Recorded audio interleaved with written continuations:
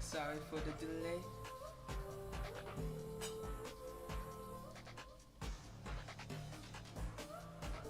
How are we doing this fine Friday afternoon?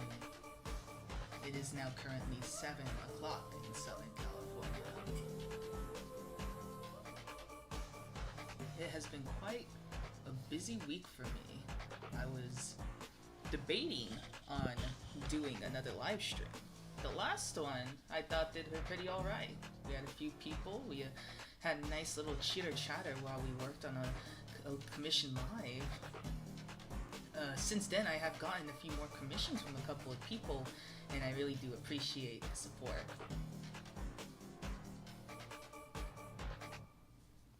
It is gonna be a fairly slow day today. I just thought that having a stream up would be fairly nice, not just to record like my progress and whatnot for this upcoming project that I've been working on, but also kind of helps keep me in check, you know? Like, I feel like it helps motivate me to actually like sit down and doodle something instead of just scrolling and watching like an hour-long like info video about like a very obscure video game that I haven't played since like I was a child. So yeah, whether we get any viewers or if we do get a handful of people later on today, I'm just gonna be doing a little streaming of just some doodling and all that. If we do get someone to commission during the stream, then I will be more than happy to work on it live, and it will be cemented into our live stream. Ooh, I just had dinner. My mom was very nice to get me I think it was called a tostada from was Taco Bell. It was very tasty, so it might be a little bit burpy, apologies. But it was a nice meal. It beats having to cook. I was gonna cook a burger. Fortunately, she caught me just before I was gonna cook myself a burgie. I mean, don't get me wrong, I make a pretty mean burger. But it beats having to cook. It was pretty good. That's on my throat.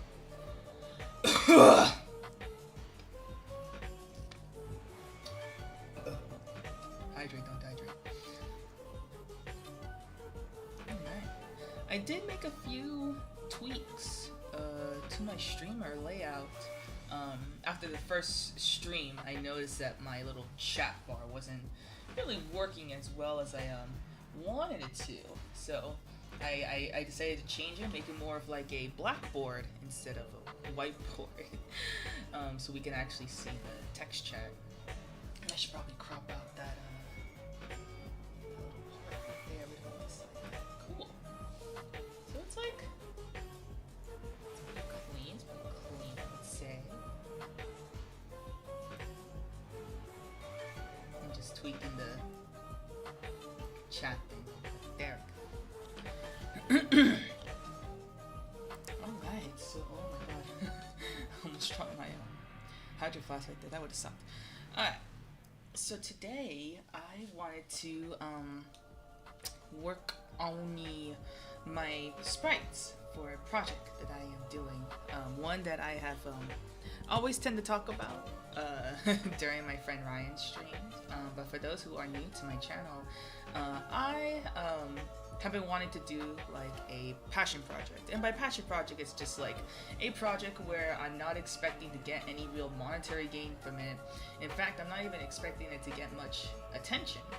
It is just supposed to be a thing that I wanted to work on in hopes of broadening my skill sets as not just an artist, but as a possible game maker.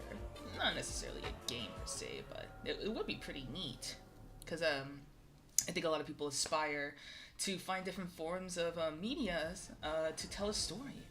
And so for a while I've had ideas for like original characters that I've created for the past couple of years and never really applied it toward anything, you know?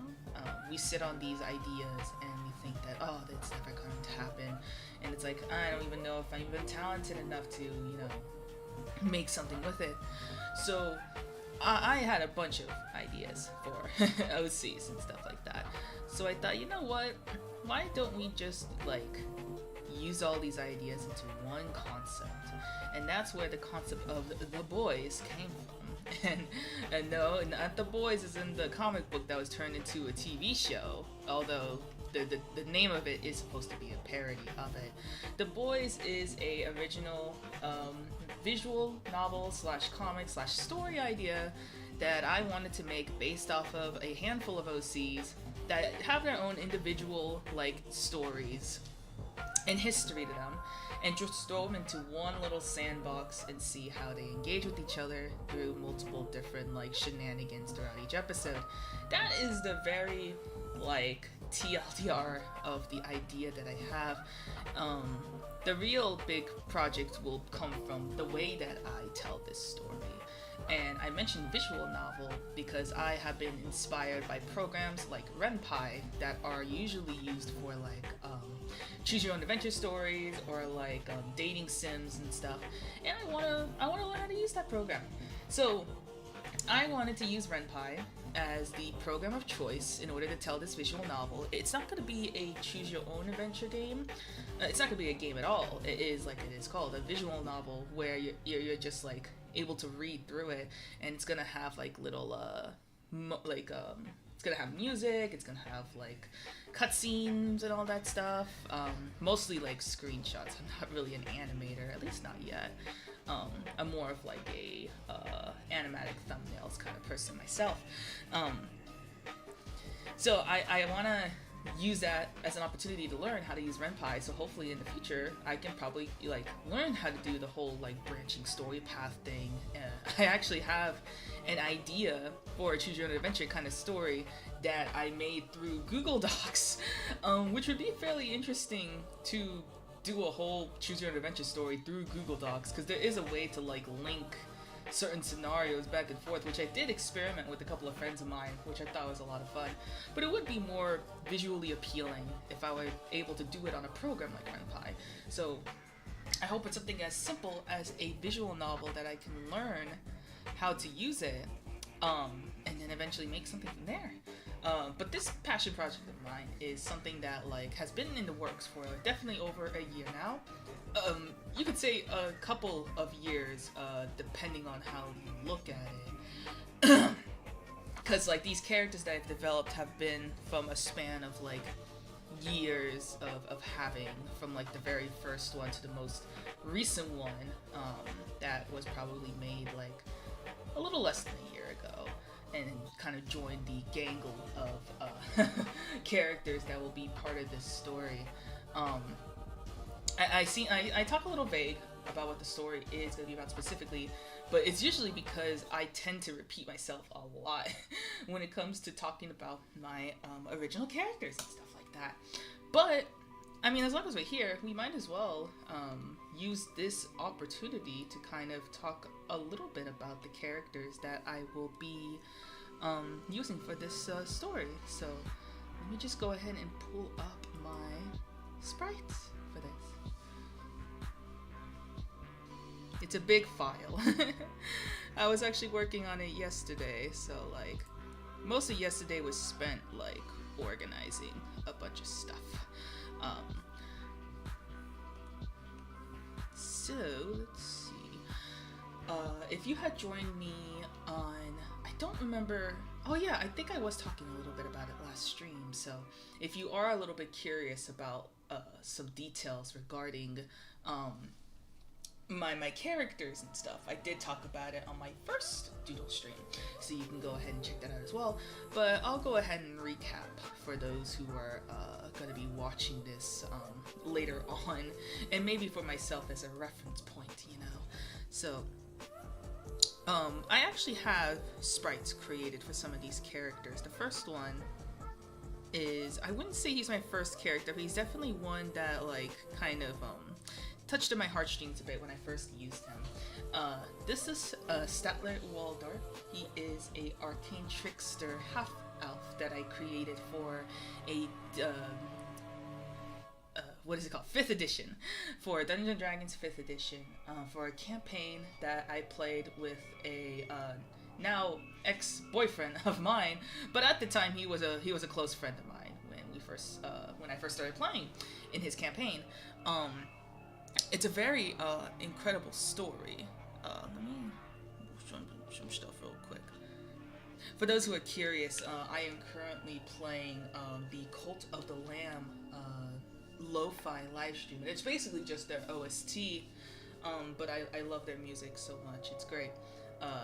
For those who haven't played Cult of the Lamb, I highly recommend checking that out. Because it is very cool roguelike, if you're a fan of games like Hades or like Binding of Isaac. And it also has a little bit of resource management stuff. Like, I would have compared it to Stardew Valley, but it really isn't more like that. It's kind of a little bit more like Don't Starve, when you really think about it, when it comes to like managing a cult. Kind of like a Don't Starve, where you're managing like your own civilization, stuff like that. Anyway, let's not get off the topic. So, Statler Waldorf, which at the time, I was not aware of the name and the origins of it. I had a other ex-boyfriend of mine who named this character for me when I asked him for a suggestion for the name, and it wasn't until a couple of sessions later did I realize, or that a friend of mine told me, that Statler Waldorf is technically two characters from the Muppets, and I completely regretted it. But I took it with stride, and I decided to just keep the name because I thought Statler Waldorf is still a fairly charming name, and I already had been falling in love with this character. So once a name sticks to it, that it's really hard like to let it go. So about this character, so each character that is going to be in this story has their own backstory to them, and I don't want to like exalt too many details about each character, because I want the reader to get to learn a little bit more about them through the visual novel that I'm planning on making.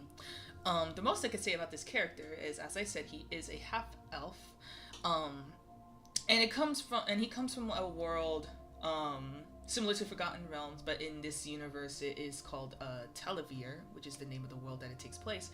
And in this world, magic is slowly depleting from that world, and one of his like goals was to try and find a way to restore their magic.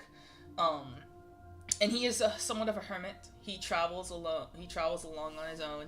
He goes from tavern to tavern, sort of like trying to make the most of things, while at the same time researching spells and magic, as he comes from a long line of relatives who study different forms of magic for generations.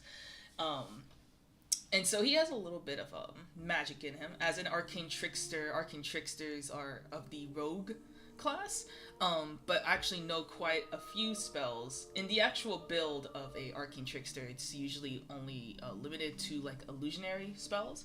But we kind of did a little homebrew. We only did it just for the sake of simplicity, so I didn't have to multi-class.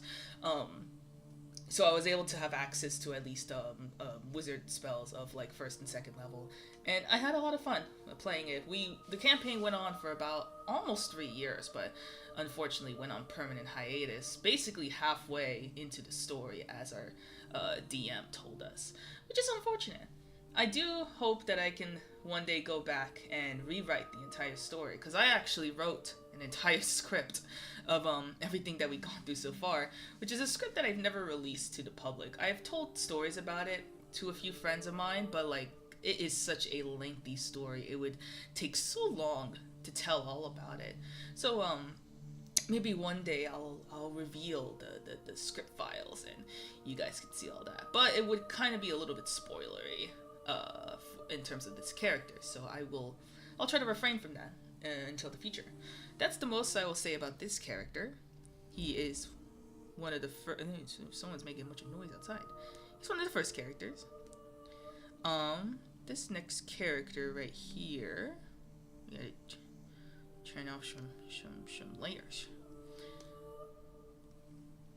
I'm still reworking his sprite, because I did a couple of alterations with the sprites, so some of them a little outdated, to say the least.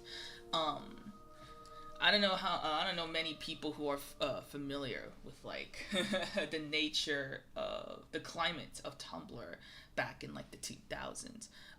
But back when I used to have a Tumblr account, TF2 artists were fairly common in that scope, because Team Fortress was still a fairly popular game at the time. It was still fresh during the rivalry of Overwatch, when Overwatch was still good.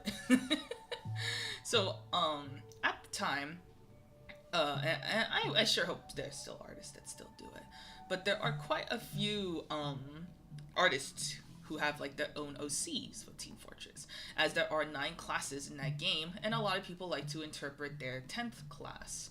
So I wanted to be part of that too, and so I came up with this character called Supplier, who is basically a kind of support class, who basically acts like a walking dispenser. And so his whole thing, and I even thought of like the mechanics if he were to ever be in the game, is that he's able to dispatch health kits and ammo for like all the different classes and stuff. It's not limited to a specific class. And so basically the same thing as a dispenser.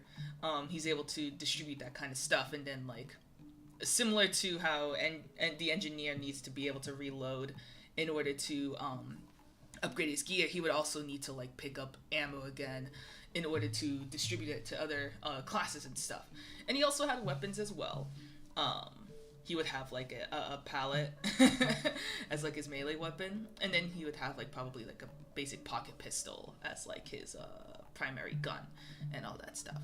So yeah, originally he was a Mexican Hispanic character, who I eventually altered his ethnicity to be Chilean Mexican, as I have a friend of mine who kind of like really liked this character, and I am planning on having voice acting. Speaking of voice acting, which I'll probably get back to, but I've talked about it with other friends.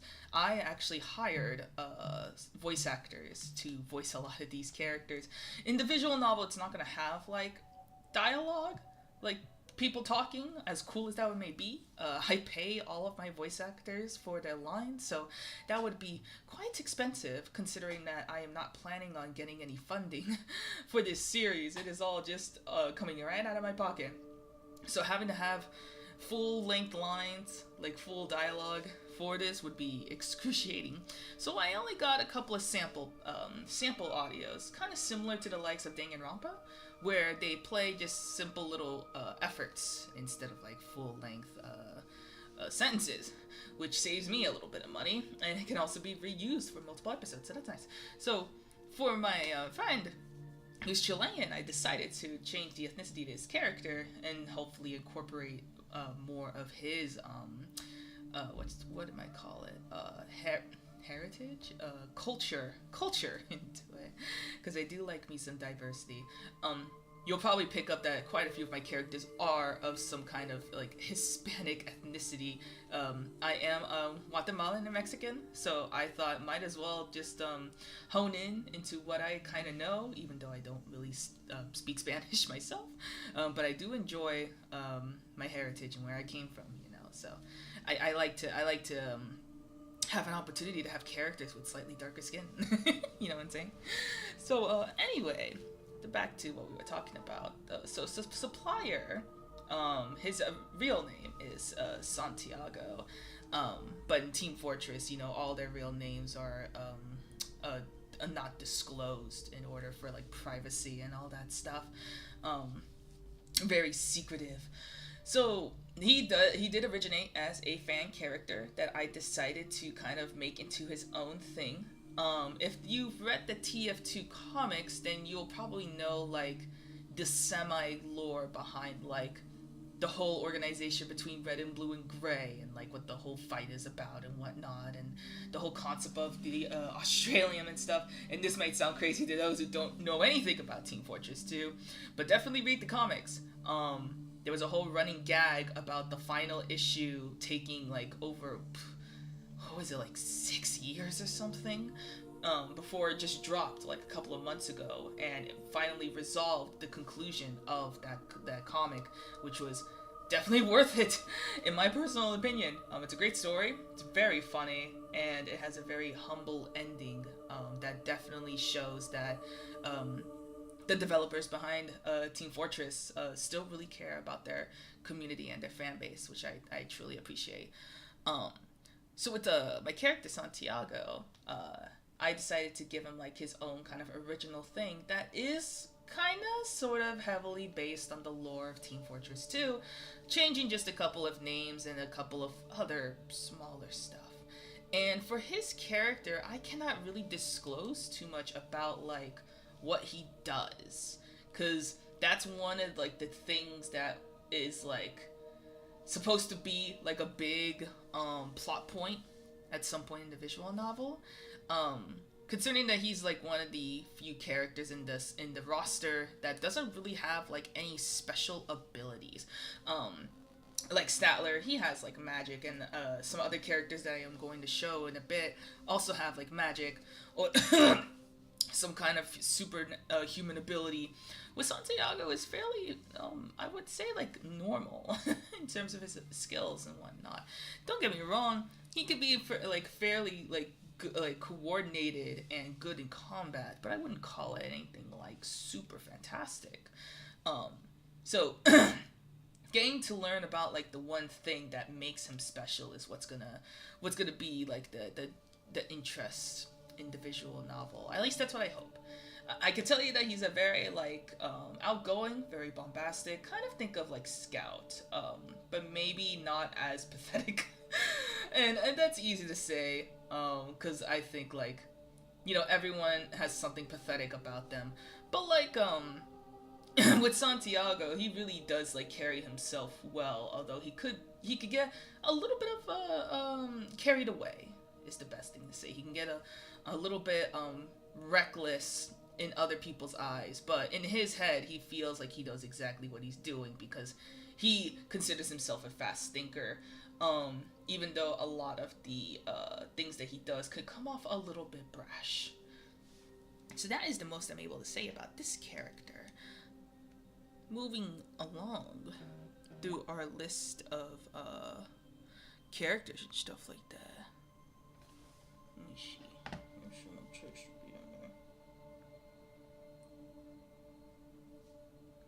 Oh yeah, that's just my friend texting me. I was just telling her about work and how all my coworkers are gonna have to deal with the F ton of freight that was had to be left for the people over the weekend to do, because I don't get scheduled on weekends and I'm usually the one doing all the freight.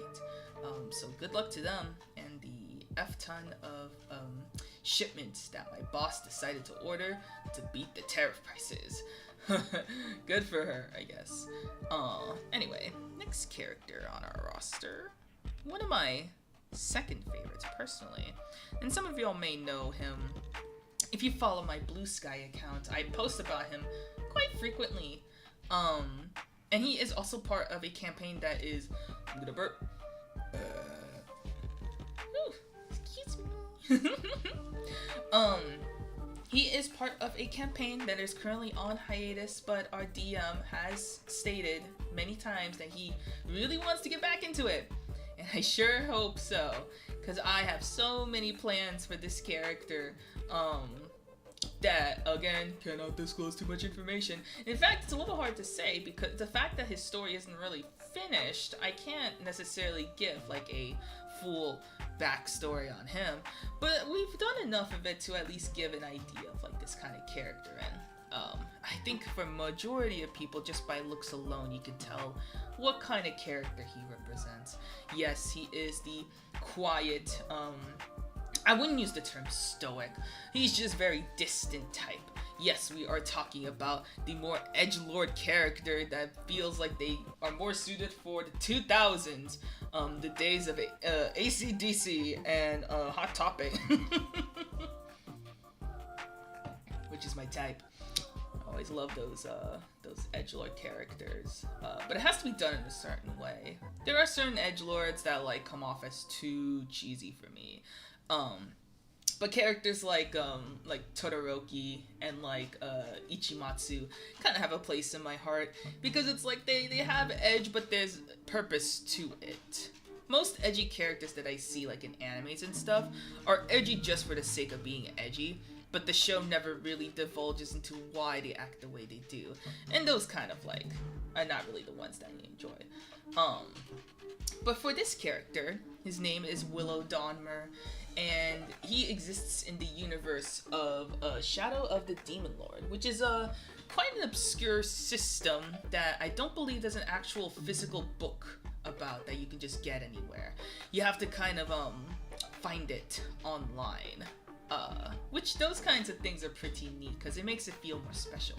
But I actually genuinely love this system. It's a very simple system. It is very roleplay heavy with very little mechanics for combat.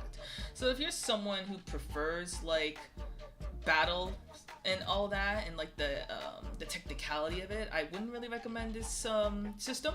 But the best thing about this system is how dark it gets. We're talking like Invader Zim Dark Harvest level of dark. We're talking like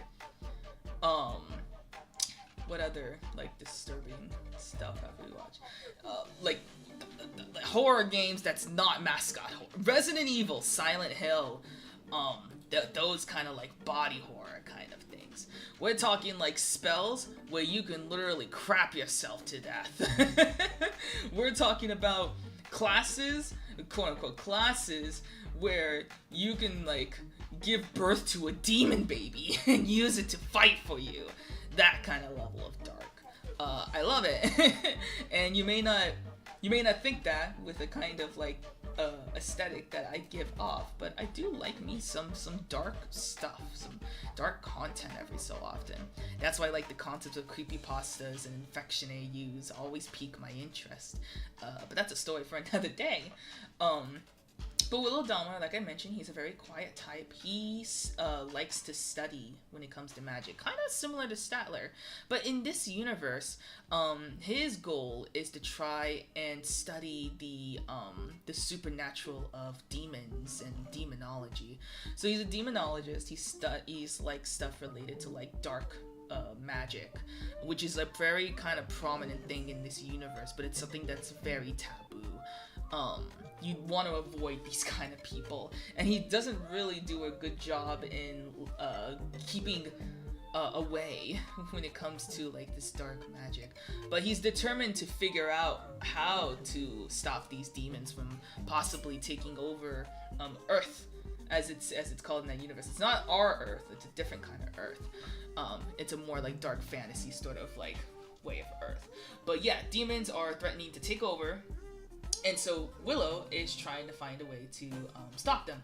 At the same time, he is inflicted with a demon of his own that he doesn't really know exactly where it came from, but he just knows it is inside him, and he has communicated with this demon multiple times before, and it has threatened to take over his body many times. And one of the things about this demon that it is basically trapped inside of him, and the only way that it can break free is if Willow's just is deceased, if he gets game-ented, if he pulls off a Sayori cosplay.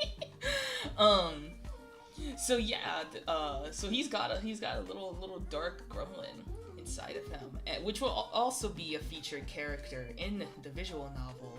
It's think of it like an alter ego that will become more and more prominent as the story goes on, because the longer Willow has this demon inside of him, the stronger this demon is going to get if he doesn't eventually find a way to get rid of it or purify it or something of the sort. As I mentioned, he studies dark magic, so he does have the ability to cast dark magic spells, which he does very like not too much, because any exposure to dark magic is slowly going to give more power to this demon that he has inside of his body. But he also knows other spells, because he does study more than just dark magic. Just some other spells that have some semi-association, and other spells that he hopes would benefit him in the future if he's able to find like magic that could be a repellent for this dark magic, this demonology stuff. Who knows? He's also disabled. He does have like a prosthetic leg. You can't see it in the sprites, unfortunately, but you will be able to see it during cutscene moments and stuff, which is really cool. I feel like there's a lack of disabled characters in media. There's not many characters that you can name for the top of your head that has some kind of like natural prosthetic. I mean, you do have characters with like robotic arms or like cyborgs, which is really neat, but that's more of like somewhat like people kind of think of it as an upgrade, more as like a handicap, you know. That doesn't make them any lesser. I just think like stuff like that is really cool, like disabilities that people can relate to. Not a lot of people can really relate to being a cyborg or anything like that. So yeah, that's a little bit of details on my character Willow. I wish I can talk more about him because he's one of my more interesting characters alongside Statler, because they've both been in campaigns. Characters like Santiago and the next two characters that I'm going to show have not been in any kind of campaign, so they didn't really get much world building. That's stuff I have to come up with, which I have, and I hope that one day I can actually like find a way to write all those down. But this visual novel that I'm doing is supposed to be kind of helped, like a building block for that, before I actually like create their own individual stories, because these are 5 characters, and 5 characters with 5 different stories is already overwhelming enough. So well, we'll see one day. But now this is just something that I really want to have fun with. Think of it as like The Sims. You know, like throw a bunch of characters in a sandbox, see what they do, watch them interact, and then glee about it. So my next character, which he doesn't have, I haven't started his sprites yet, so there are still sketches.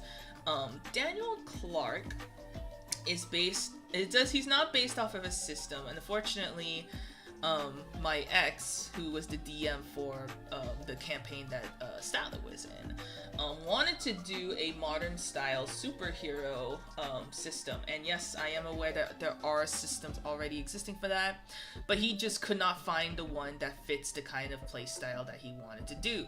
So that never ended up coming off the ground. But I had still already made the character, and I really liked the way that he came out, and I already had like an idea for his story and everything, so I didn't want a character to go to waste.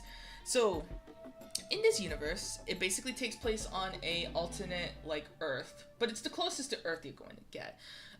Takes place around the early 80s, but the story starts in the later 70s, during the event of Halley's Comet, when it first like approached Earth. In this universe, Halley's Comet is expected to get closer to the Earth than any other like comets before, to a point where a lot of people, or there was a whole kind of like scare that this comet was going to impact the Earth. A lot of rumors about that. So during this time, Daniel Clark, he is a rebel. He's a part of an anarchist group that really does not give a shit about the government. He thinks these superstitions are just some government ploy to make people scared and follow their control and all that. And he just doesn't really believe those kind of shenanigans. The thing that he's most concerned about is his younger sister, who I can't remember her name from the top of my head. But he has a younger sister who, of course, with how young she is, she's probably around like the age of like 10, around the time of all this is going on, where she's just you know, she's I wouldn't call it superstitious, but you know, being a young child, she's gonna be like scared of the idea of the world being destroyed by a giant comet, as I think anyone would.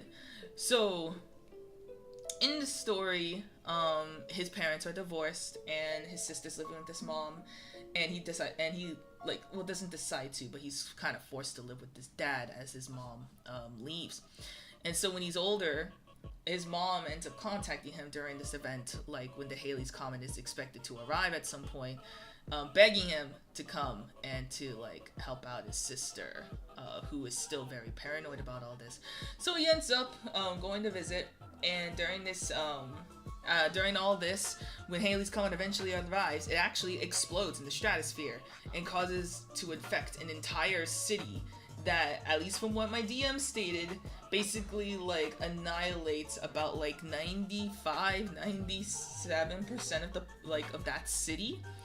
And the thing about the explosion is that a lot of people had died from this explosion, and those who did survive ended up getting mutated to have quote-unquote supernatural abilities.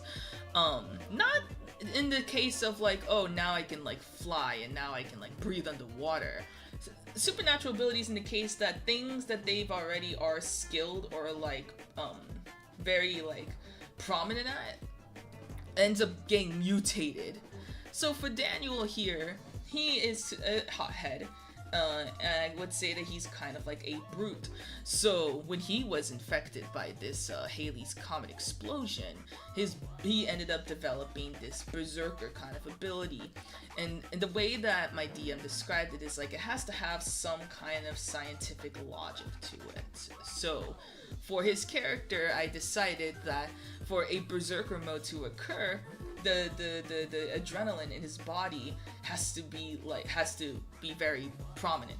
So when he does get like excited or like angry, anything that's gonna pump that adrenaline, that dopamine through his system, it literally causes him to like heat up in the inside almost to a boiling point, and that basically bulks him up to where he is like super fast and super strong. So berserker mode. But the way that it's done is done very painfully, because it's like, again, his blood is literally like heating up, and he can only do it for a certain period of time before it like actually damages his body.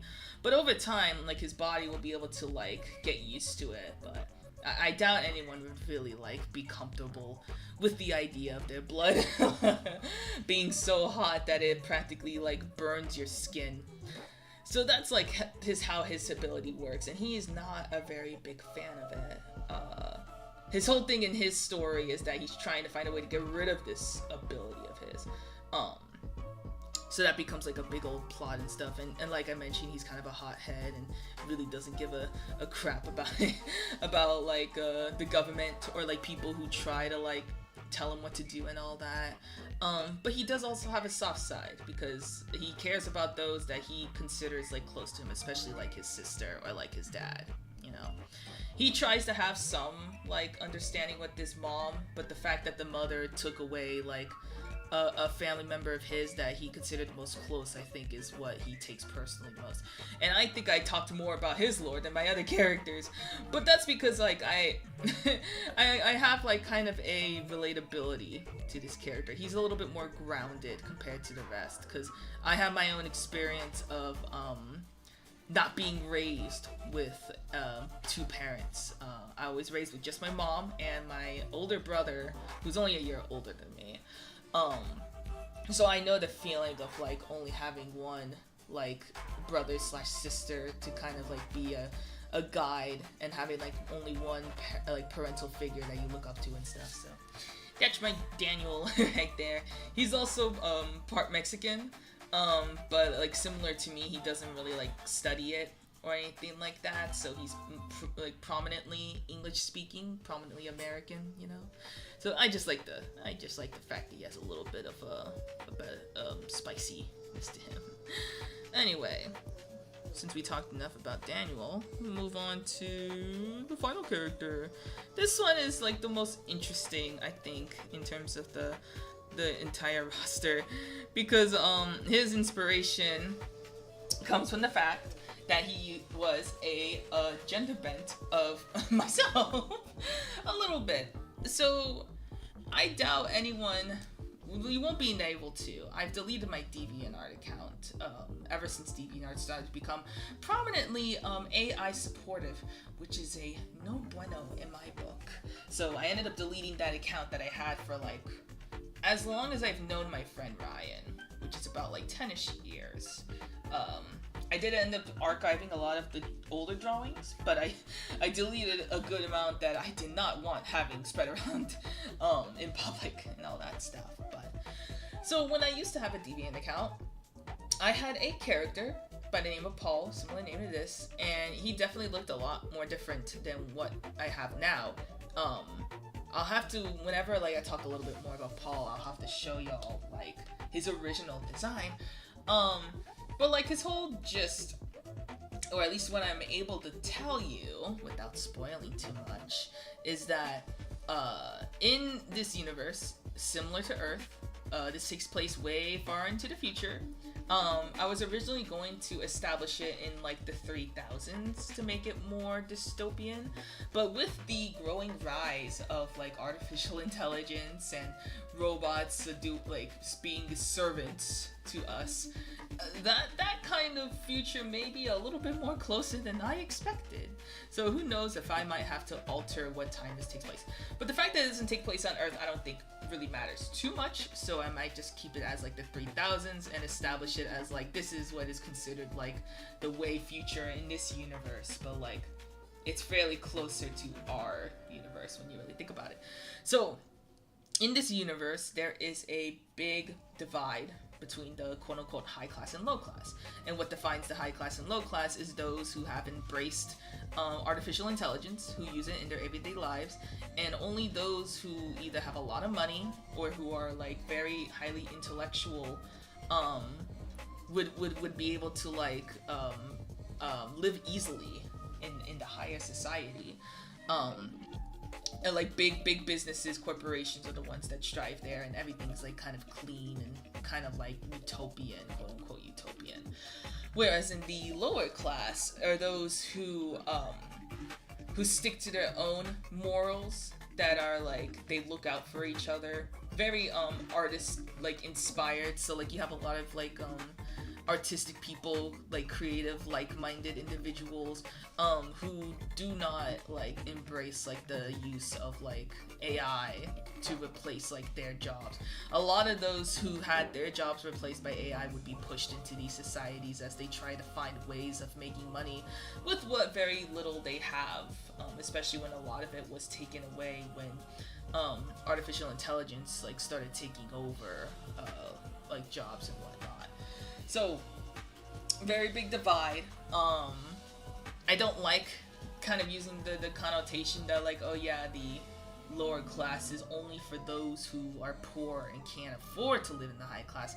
Because sometimes there are those who aren't even poor, but it's just the fact that either their jobs have been taken away and they can only really get through with the bare minimum. Those that can still live easily, but like because there's such a divide between like those who embrace AI and those who don't, there's a very significant difference environment wise there. So Paul sort of resides but somewhere in the middle of that. So throughout this his history, he gets like a bit of a taste of both worlds, especially with his parents, one being from the high class and then one being from the lower class. So it kind of revolves around him, and there's a little bit of a like what's the word I'm looking for? I haven't exactly decided the kind of like message I really want to portray, besides the fact that like, oh, AI bad in certain degrees. Paul himself is an intellectual. He's very tech and code savvy. So he's very he knows exactly how like this kind of AI stuff works and whatnot. But at the same time, he believes that it could be put into good use. It's just he hasn't fully understood like what makes it so bad and like how exactly like we can approach it without it being like a complete replacement to like society and all that stuff. And like throughout this story, that's him like basically learning about all those things, because he's a little bit naive to it, as he's been sort of like homeschooled and isolated for the longest time, because there are a couple of secrets that he himself doesn't even know that others do, that will make him a target to bad people, which they will be.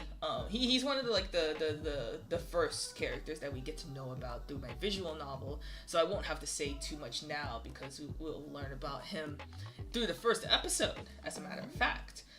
So I won't divulge too much detail So whenever I release that first episode, you can just kind of read it for yourself, you know.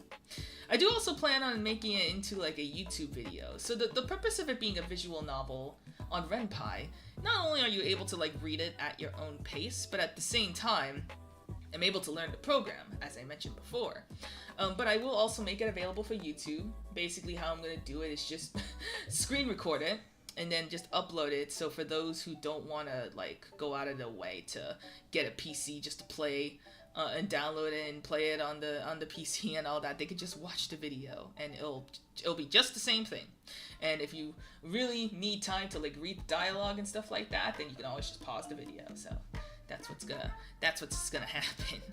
I don't know exactly how long it is gonna take to make this first episode, because as you can see, I do not have all the sprites yet. I mean, you can't see it on the stream, but there are a lot of sprites that I still have to create. There are a lot of backgrounds that I still have to create. The script is already done, although I already plan on doing a little bit of some rewrites on it, so that's always great, because I'm a bit too much of a perfectionist. I can't help but, like, you know, have to fix stuff here and there if I feel like it's not perfect. But that is what I plan on doing. I still need to get voice lines for my voice actor who plays Willow. He recently was in a car accident that broke his elbow. I believe I talked about it last stream. He has a what's it called? A GoFundMe. He is Trev Zed on Twitter and Blue Sky.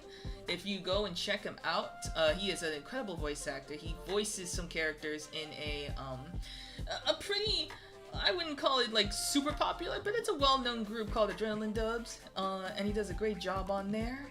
So definitely look him up, support him.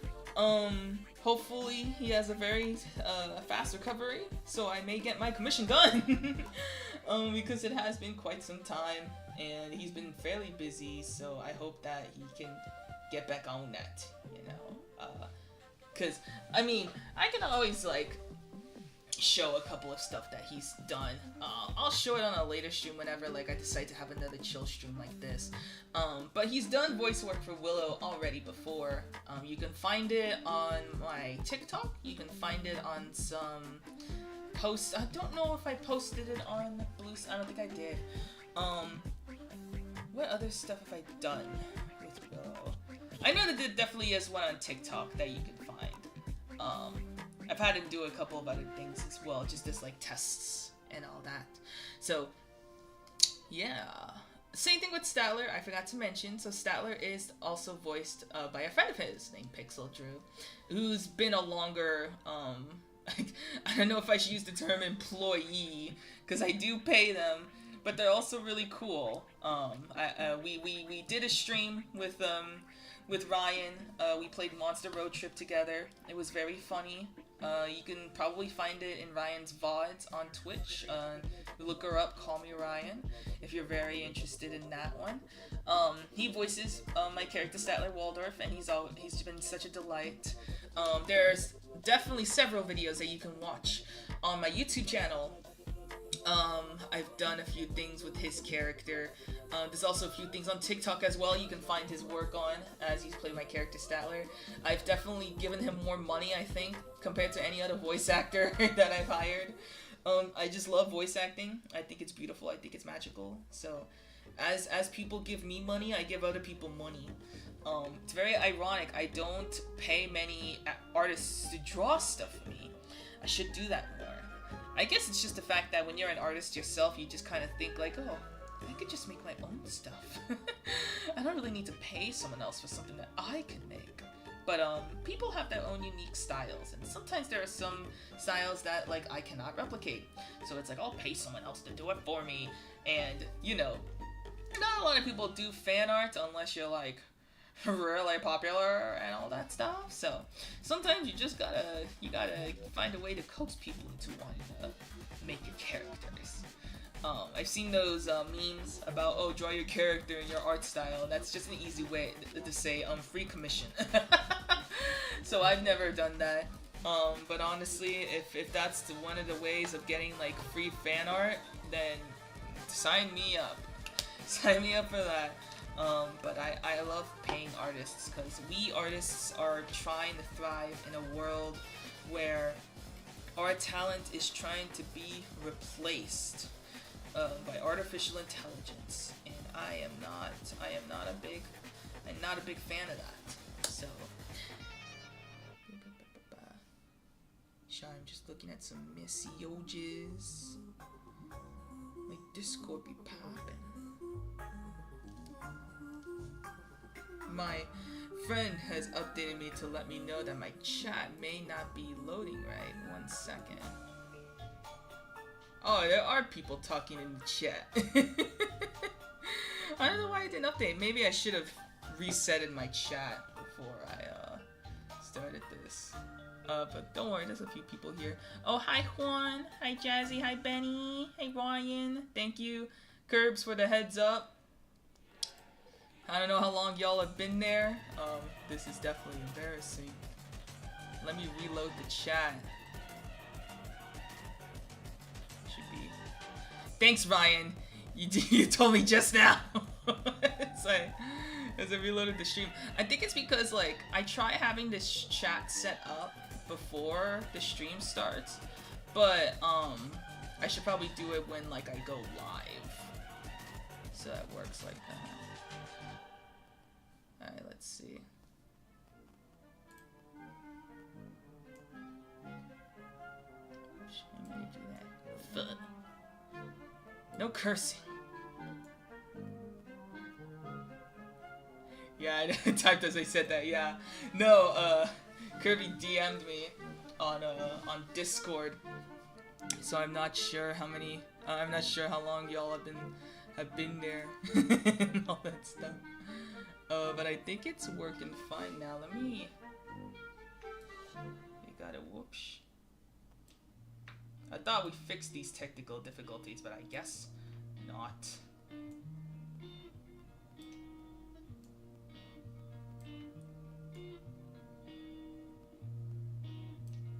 Make sure y'all are visible. Here we go. Here we are. Okay. I think that's good now. We all doing good? We all doing good tonight? That's great. I hope you guys enjoyed my little divulging of my Oshish. I know some of you do enjoy it. I know Ryan definitely enjoys when I talk about my OCs. Whoops. Why is that?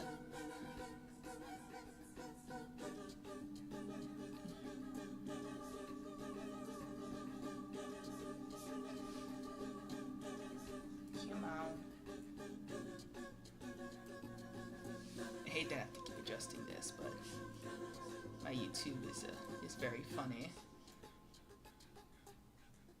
It's very funny. Okay. I used to have 2 monitors.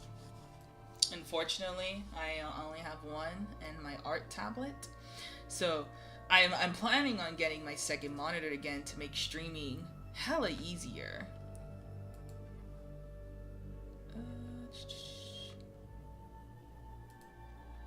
Buffing. Can I change that?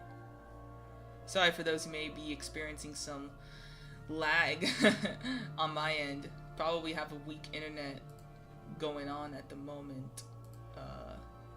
So don't worry about it. It's not you. Okay. Should me just that a little more. I have the chat right. Yeah, there we go. I mean, it should be updating. I see your guys' chat. I had to adjust it a little bit.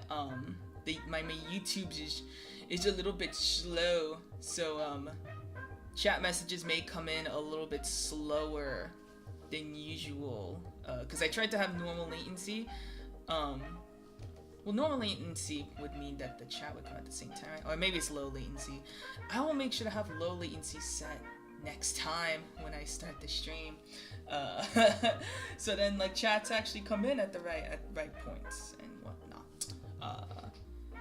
Let's see. Did I talk enough about this character? There you go. Yeah, we good, Ryan. Thanks, Ryan. I did send the link in our friends server. I thought you would see that. I guess maybe you haven't muted, so that's totally understandable. Let's see. I'm just checking some things right now. Hold on. Debating if I should eat my ice cream.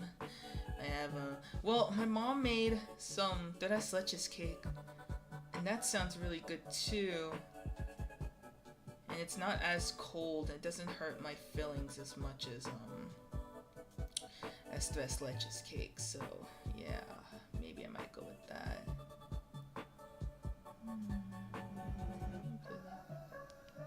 Okay. What was I talking? Okay, I didn't get to talk a lot about Paul.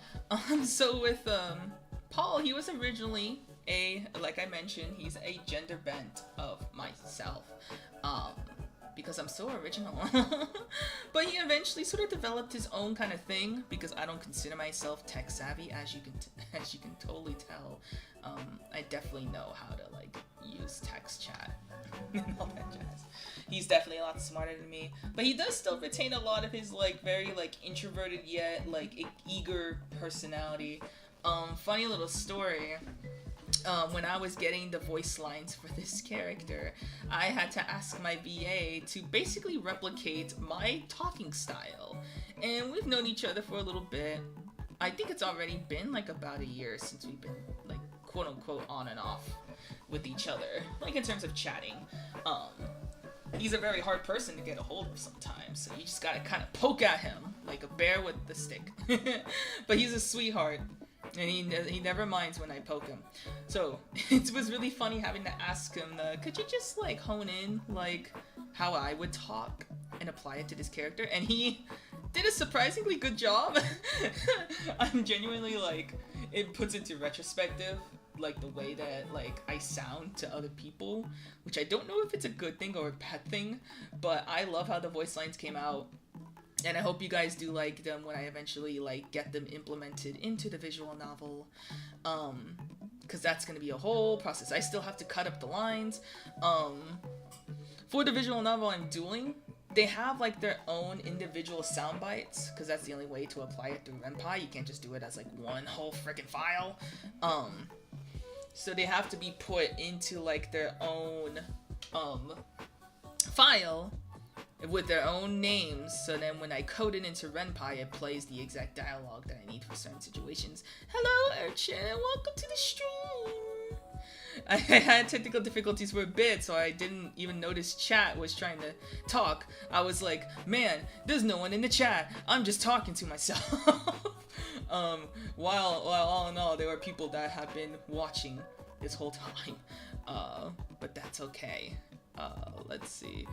I leave Hyperstream and immediately hop here. Just been watching streamers all day. Oh yeah, Hyper was streaming, I forgot what it's called, but he was playing the Sonic Unleashed. I should really watch a stream sometime. I do personally want to play Sonic Unleashed. A lot of people say it's actually fairly good. I've always appreciated the cutscenes in that game. I thought they looked beautiful. They're also by the same company who did the animation for the Lupin the First. It's a great movie. It looks beautiful and it's awesome, and I love Lupin. He's amazing. He's beautiful. Sorry, I just sort of schizoed a little bit. Unleashed recompile, yeah, the recompiled version, which is really cool. Maybe one day I'll play it for a stream. I know that I sent a thing on Blue Sky asking if I should do a Let's Play or a Doodle stream for tonight, and I wasn't really in the mood to play any video games. I was looking through my list of games I have. I have so many, but it's one of those things where it's like, I just wanna draw. I just wanna relax with some doodling, get some work done. Although I have been sort of like just talking non-stop for like an entire hour and no work has been done. But that's what happens when you get too passionate about talking about your OCs. You just go on a whole tangent about talking about your characters. But I mean, it is kind of important because like today, I want to be able to doodle, we'll continue working on my sprites. And this is important. Because all of these characters are going to be featured in the first episode, and I'm going to be using a lot of emotes for a lot of the scenes. It's going to be very sketchy at first. I just want to like set up a base of what I'm working with, and then eventually I'm going to like give them like updated art and stuff like that. And it's going to be just a demo, quote unquote demo, so only part of the first episode is going to be like available for people to try out, and then eventually when I do the full episode, it's gonna actually be more clean and more finished and refined. I did also mention that I play a Final Fantasy game. I know that you mentioned Final Fantasy in Ryan's streams. I do also have to jump on that as well whenever we get to that. I know she's playing Kingdom Hearts right now, and we got to see some Final Fantasy characters in that, so I'm slowly getting into it. Cloud and Final Fantasy, I could see why y'all like that, like that, man. Anyway, where was I? Oh, I always get like off tangent with stuff. So I mentioned before that it's not just gonna be a visual novel, but I also plan on doing comics for certain episodes. It really depends on the story that I'm trying to portray. Again, I feel like exploring different mediums is really my whole reason of doing this series. It's not just going to be limited to playing on Renpai. I want to be able to like explore different ways of telling my story. So I'm going to be doing some comics in certain episodes. I'm even planning on doing like the quote unquote prequel episode, either in like an animatic format or in a comic format. It might be animatic, because it's like I feel like that would be more unique for something that's supposed to like go back in time to when the characters first meet. Because in this first episode, they've already established that they know each other and stuff, and it's just supposed to be a wild shenanigan that they get themselves into that's supposed to reveal something about this character Paul over here. But in terms of I call it a prequel because it's like the prequel is implying that like, oh, this is like something that's supposed to happen before all of this happened, which is gonna establish like how they got to know each other, but like they still haven't figured out like why. And like that's kind of the whole story of like the boys. Not only is it just sort of like a open sandbox of like just random shenanigans episodic episodes, but they're also exploring like why everything is happening, so that would be fairly interesting to do. And that's a lot of episodes for me to have to write. So much fan fiction to write. It's not really fan fiction if it's all supposed to be original, but you know, it's just, I think it'll just be fun to doodle. So I think that's enough divulging of details. I am just going to be vibing, doodling. I'll be keeping an eye on chat this time, now that it's actually working. Thanks again to Curb and Ryan for pointing out that critical error. I should probably get like a better program to run my chat, because this is just a little hack that I saw on YouTube where you don't have to get like a separate program to run the chat with, but I think having like a legitimate chat thing to run it on would be easier, but who knows, maybe. Okay. So one of the techniques that I like to do when I'm doing sprites, because there are going to be certain moments where the sprites may have to like face certain directions, I try to have my canvas inverted, and I have this little navigator down here, because this is like the actual like face that he's facing, whereas on the left this is like the inverted thing. So when it comes to like having a balanced image, if you're able to invert your image and not make it look uncanny, then it makes it look more visually appealing. Although, or so science says. There are a lot of artists that like don't really care much because it's like, oh, it's not like they're going to invert the drawing and whatnot. It's like it doesn't matter, and it's like, yeah, no, you're right. It doesn't really matter, but sometimes you'll look at a picture and you feel like something's off, and you wouldn't really know it until you actually invert the canvas. And once you like tweak things here and there, then you realize, oh, it actually does look better. There's a whole science to that. So if you're ever feeling like you're drawing and something just seems off about it, give that little drawing a little invert, and hopefully things will be a lot more balanced. I don't know if I should have like a little thing like that. I kind of want to have a thing if I can learn how to do it in RenPy, if there's like a way to like animate like a little shock expression, or if that has to be like two sprites playing over one another. I'm sure there's a way of doing it separately. But for the time being, I think we could keep the sprite simple, because there's so many that I have to draw. Oh, it's this one hand that I was trying to draw yesterday. Let's see if I can actually nail that. Probably not. Usually I'm able to do hands without a reference. I'm looking at my hand right now just to see if I can nail the pose that I'm trying to do, if it's even possible. There we go. Okay, it's semi-possible. It's not the most comfortable.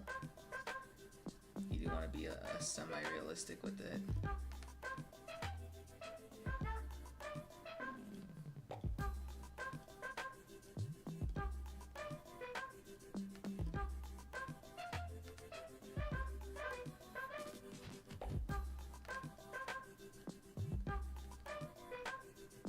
I haven't made my personal playlist yet. I don't know exactly what music I'm allowed to play without getting hit with the copyright. But nothing's wrong with a little bit of lo-fi, and the Cult to the Lamb like developers in the community are pretty awesome. They're really cool people.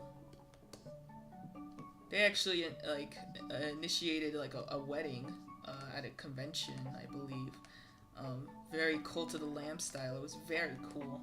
I would love to have a wedding like that. They had what was that song? It was this one pop culture song that they did in like the Cult of the Lamb sort of like aesthetic. That was quite a banger. I really like it. I think it was Fireflies actually. They had it. They did it in sort of like the Cult of the Lamb sort of music. It was very cute.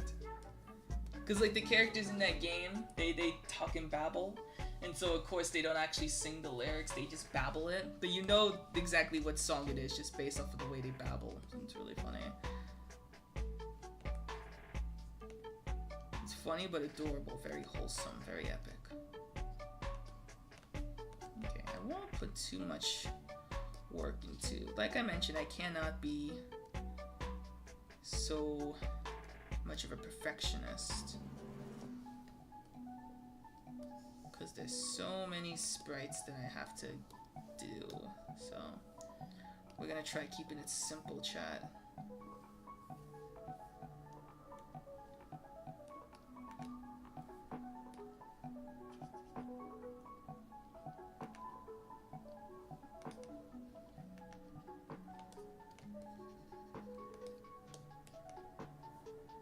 So, how I'm doing it right now, because one of the things that happens is people will commit to, like, when they're doing sprites, they'll spend so much time on one sprite and then realize multiple sprites later that the art style seems to change. So what I want to do is sketch out all of the sprites first before I start refining them and coloring them, so I at least have an idea of, like, what's the art style I want to approach when refining the sprites. because originally it came out, you didn't even see it, it came out a little bit more clean lined, but I don't know, I wasn't a big fan of the sprites. They're quite already outdated, and in terms of the positioning, I wanted them to face a little bit more toward the audience, so I had to like do a whole change with like Statler's like sprites and whatnot, and hopefully I won't have to do it so many times, so I can actually get the sprites done and move on to other important things.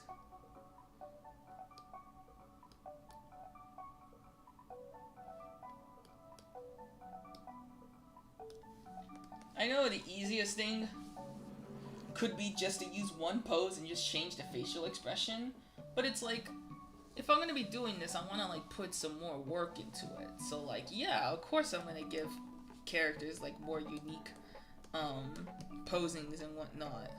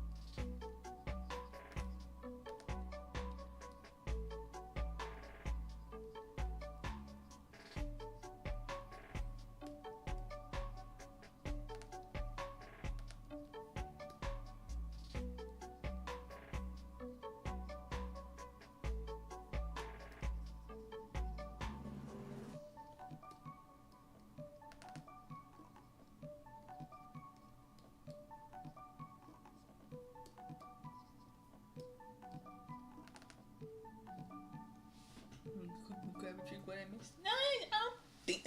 Well, I don't know when you went to grab a drink, so I wouldn't know how much you missed. What was I talking about earlier? Trade thing. Nope, can't even remember what I was talking about. Usually, I will just like talk about stuff and then immediately forget what I was saying.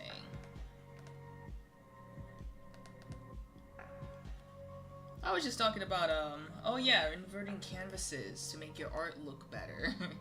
That's, I think that's what I was talking about.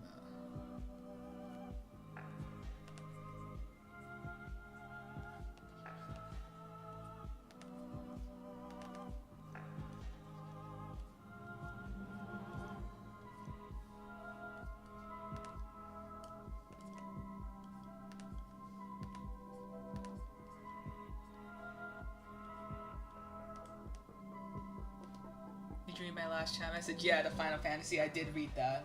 I think you left, like, before I responded to that. I said that we were playing, Ryan and I were playing Kingdom Hearts. So we met a couple of the Final Fantasy characters from Kingdom Hearts, so it's just pretty funny.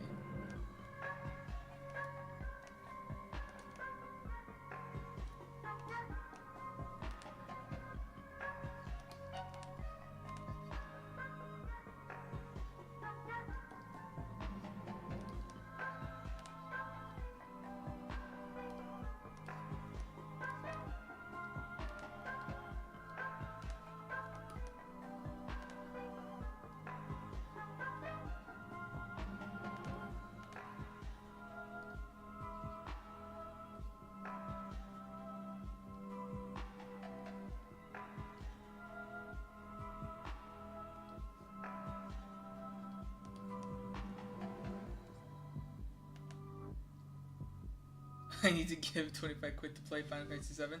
Yeah, drop it on her Ko-fi. Make sure to put the message "Play Final Fantasy," or I'll bully you into submission, or I will bully Ryan until she plays it. I'll make sure she plays it. I know Final Fantasy is a semi. It's not like it's not turn-based. Like, I believe from what I know about Final Fantasy, the enemies are always consistently goofy. The characters are consistently targeting, and so you're like trying to attack at like simultaneously. If I recall, that's the mechanics of Final Fantasy, compared to most other games where it is like turn-based. Did I say Crofi? But you could find Ryan's Ko-fi account should be on her Twitch page, like in her about page, or at least that's what I told her to put her Ko-fi account on for those who wanna send it. She usually has it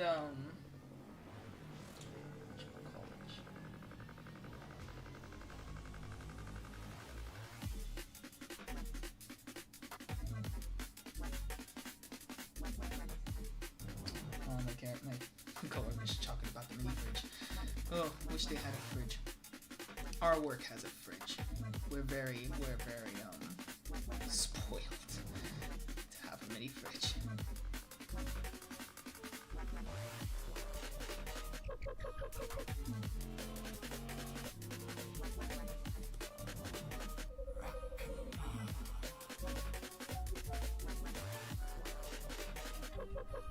They will come on make Ryan play Final Fantasy 14, since all I am subject to it as well, because it's free. Dang, that's a good point. I mean, as long as it's fun. I haven't played, like, what's it called? Is it considered an MMO? The last MMO I remember playing was, like, Black Desert, I think, and that game was... I'm sure it's fun for some people. Why does everyone bully me? Because everyone bullies the cool kid. That's how high school works, right? We bully the cool kids. But yeah, the last MMO I tried to play was Black Desert, and I didn't really have much fun with it. It just kind of throws like a bunch of stuff at you all at once, and then like there's so many mechanics to learn, and I was not really vibing, jiving. It's not the one that like the MMO that I remember playing when I was younger was Fusion Fall, which was the Cartoon Network MMORPG, and that game is goated. There's still servers that run by a group of fans who run that game. So maybe I can go back to it and try it out sometime. I'm not sure if it's as good as I remember it being, but I remember having fun with it as a kid, so hopefully everyone else will too. What's on there? Yeah, hopefully. I think my boss was talking about our bonuses, and I'm like, I think I got my bonus. I definitely got paid quite a bit of money. That's gonna be put toward my trip with my friend in Disable. So it's a bit of a slog, still great time with friends, which is why I wouldn't make it pulling with the side of love. So true. So true.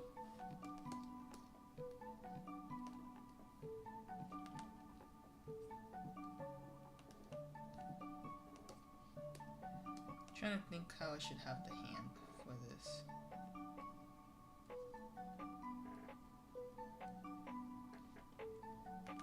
We can cheat it, we can just copy the hands.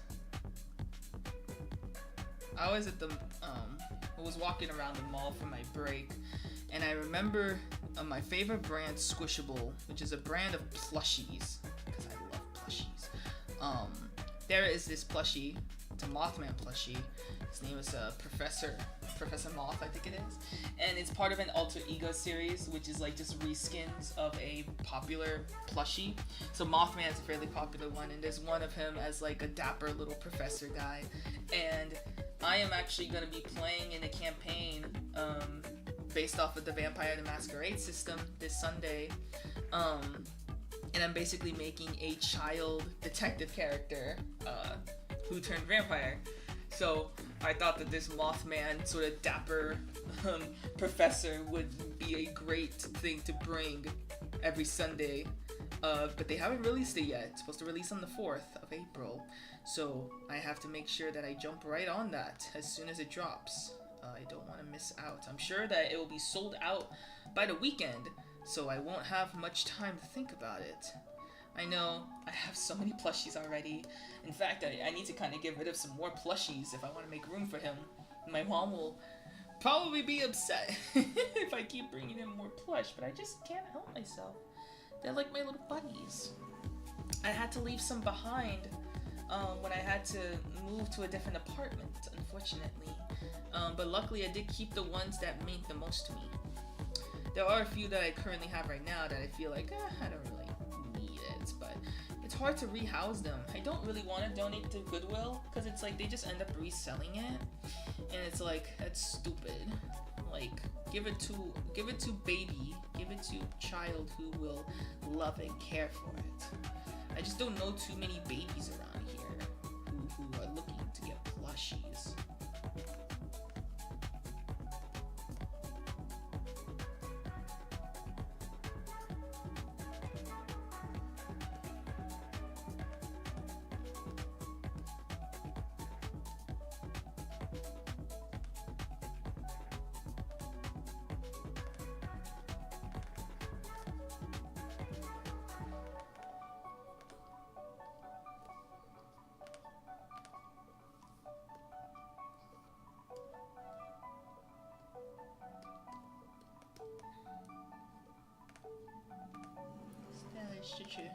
He's my cute little boy. He's my boy. He's also in his 20s if we're talking human years, so he's not a child, but he definitely acts like one. Great choice in music? Yeah, it's the Cult of the Lamb lo-fi live stream. They're actually live streaming it right now. Maybe that's why my connection is running kind of slower, because I'm playing a live streamed video instead of like just a preloaded video. I'm not sure if it would make a difference though on latency, but yeah, if you're looking for some good lo-fi cult music, go ahead and just look up Cult of the Lamb lo-fi, and it should be the first result.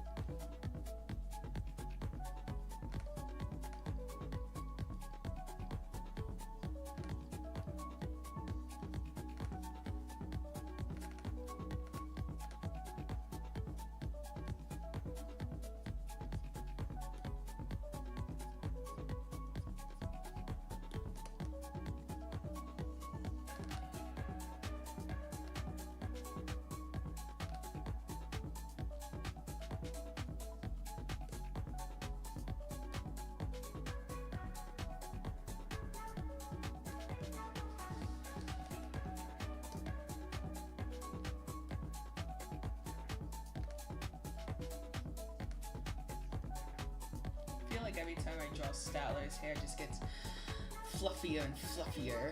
He used to have like a little bit more more straight hair,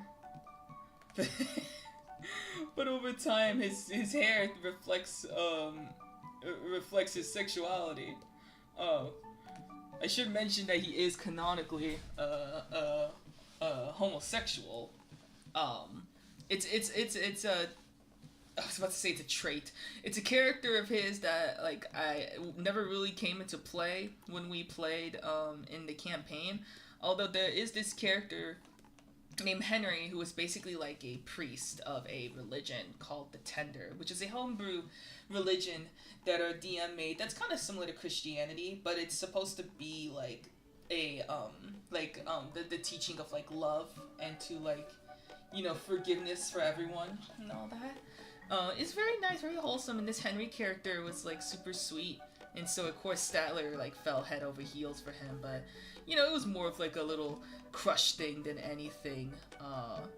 And he sort of dropped the ball on that, and Henry was already sort of set up to be in a relationship with a different character in that story, so it's like, oh no, there was no potential for Statler there.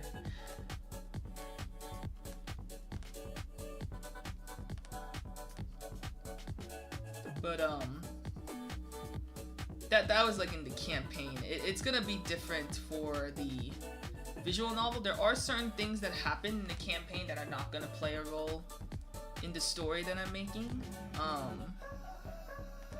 So hopefully it doesn't get too confusing, because some things are considered canon and some things are not considered canon and all that. So just to I'll try to be more specific whenever like I talk about individual characters and then like how they're gonna be portrayed in the visual novel. The characteristics are gonna remain the same though. Statler is supposed to be the more like I wouldn't call it I mean, I guess you could call it fruity, but he's a very like quite a theatrical. He's very emotional and stuff like that. So it really shows in the way that he like acts and talks and whatnot. He even like fakes a semi like diplomatic voice just to make himself sound like smarter, more serious.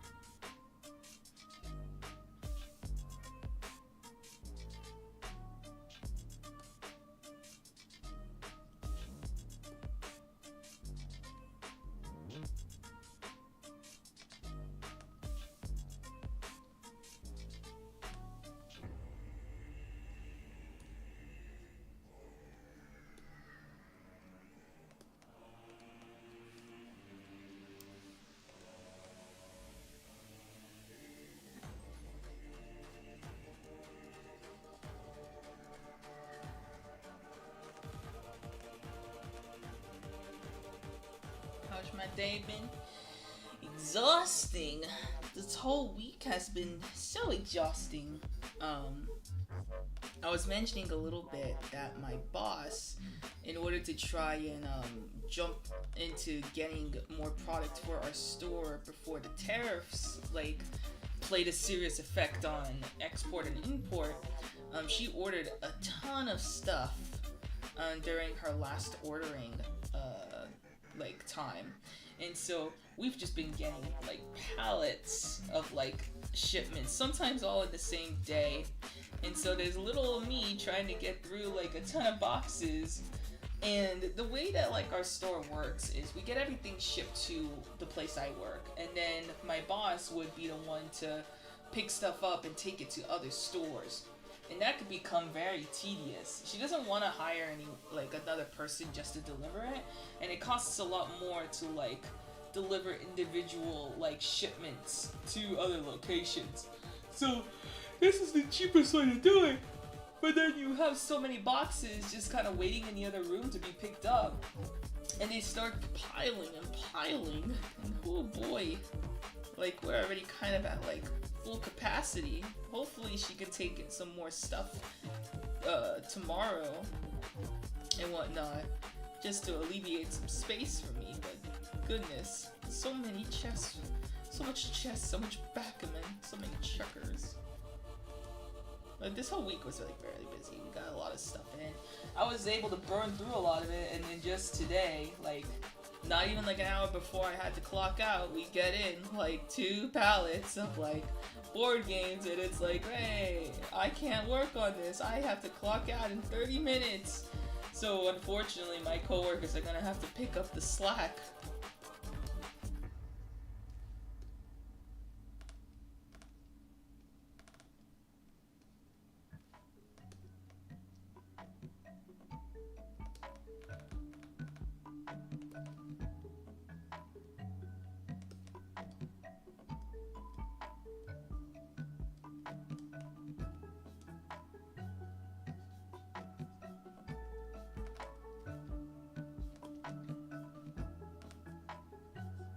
That's why I was hesitating on streaming today, because it's I probably don't even have the energy to talk, but to be fair, I was talking for a straight hour, so I think that's a new record.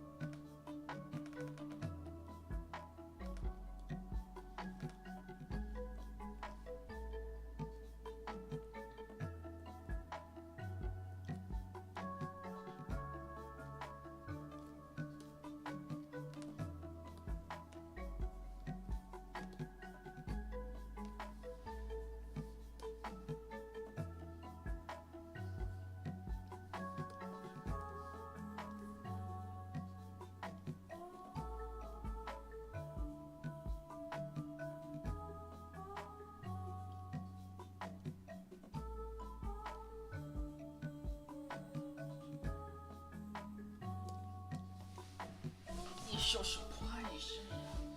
It's so adorable.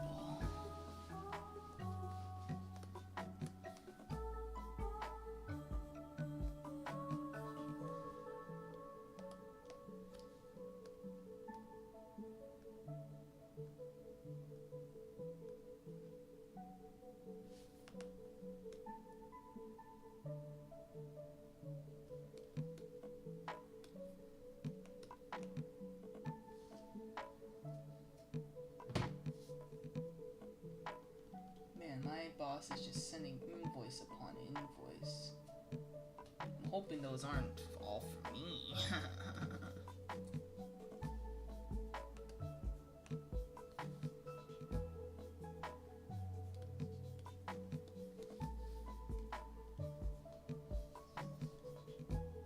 I'm not gonna sketch every single sprite all in one go, just the ones that I'm gonna need for this first episode, because there's a couple of special sprites that aren't going to be playing a role until future episodes. So I just want to at least get the basics down.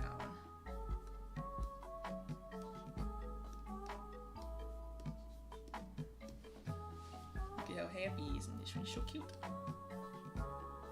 His original sprite has his messenger bag on it, but I felt like there's going to be a couple of scenarios where he's not going to have it, and it wouldn't really make sense visually of him having it, unless it's like a cutscene. So I just decided to exclude it from the design.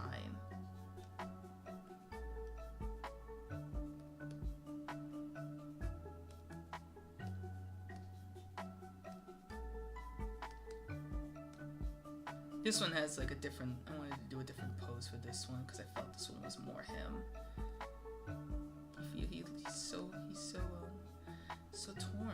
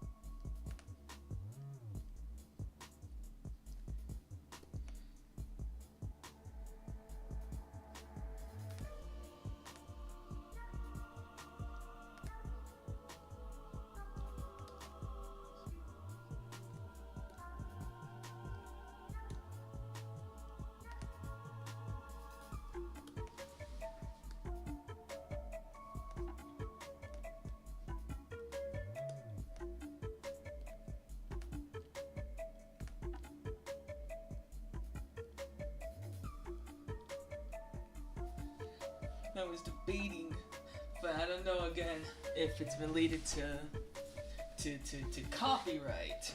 But I don't.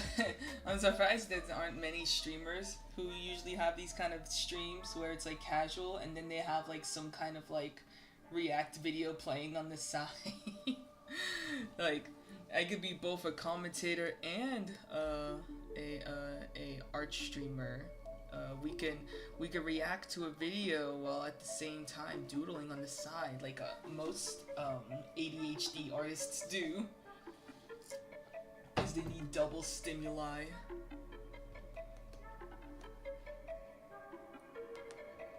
If you had to choose between a class and an MMO,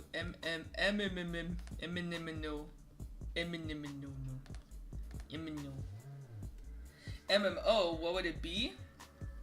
I mean, if classes play the same way as in Dungeons and Dragons, I've always been the rogue. I think many beginners in those kinds of campaigns, in like just any fantasy style thing, always play the rogue, because rogues are always so fun to play. You get to use strategy to try and be sneaky, and then if you land like a sneak attack, you do major damage. It's so cool. But I've been mostly trying to get more into spellcasting characters. That's why both Willow and Statler were both magic users, because I really want to explore more of like the magic mechanics in classes. They can get pretty complicated, especially when there's so many spells that you can learn. But I think it's cool once you get the hang of it.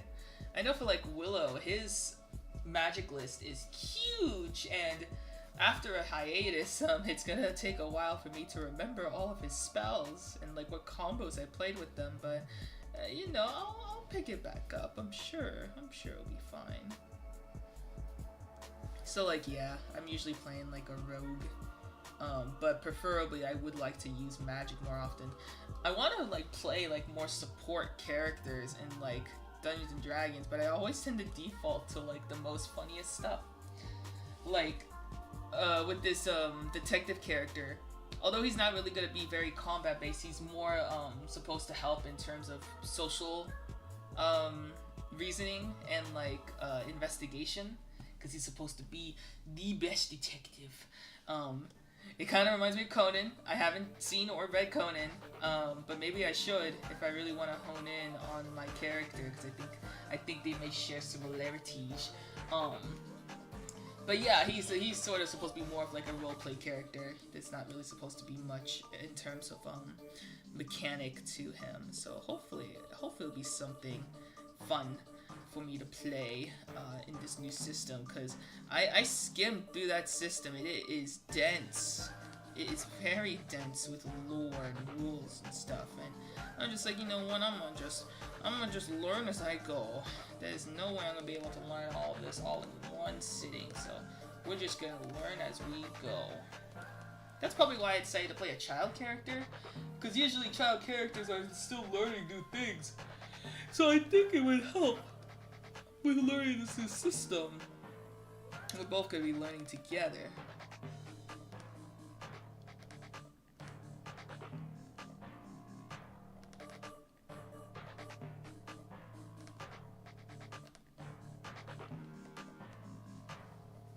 There's 5 casters in Final Fantasy. Black Mage makes big fireball and ice.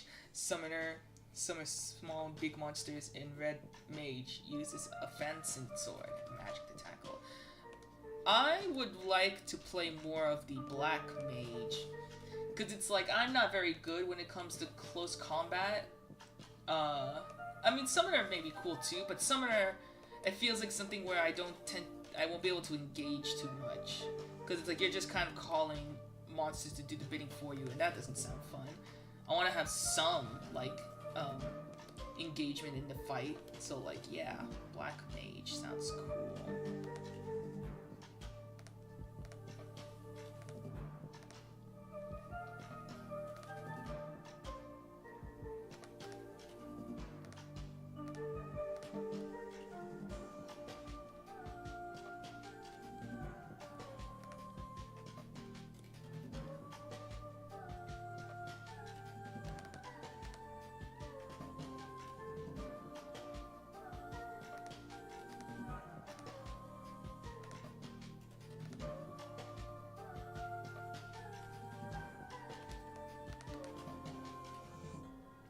Gaming style Pictomancer uses magic paint to create the battlefield. Oh, and then don't worry about Blue Mage.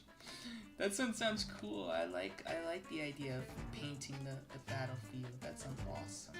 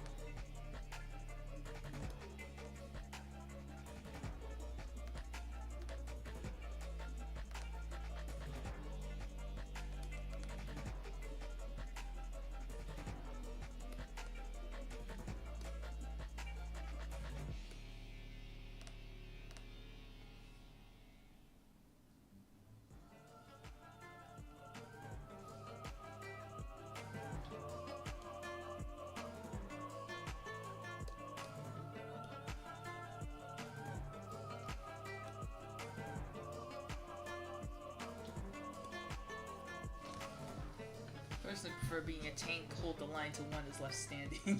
You. I respect tanks. As a healer, the tanks are the one people I know that will protect me. Unless you suck. Then fuck you.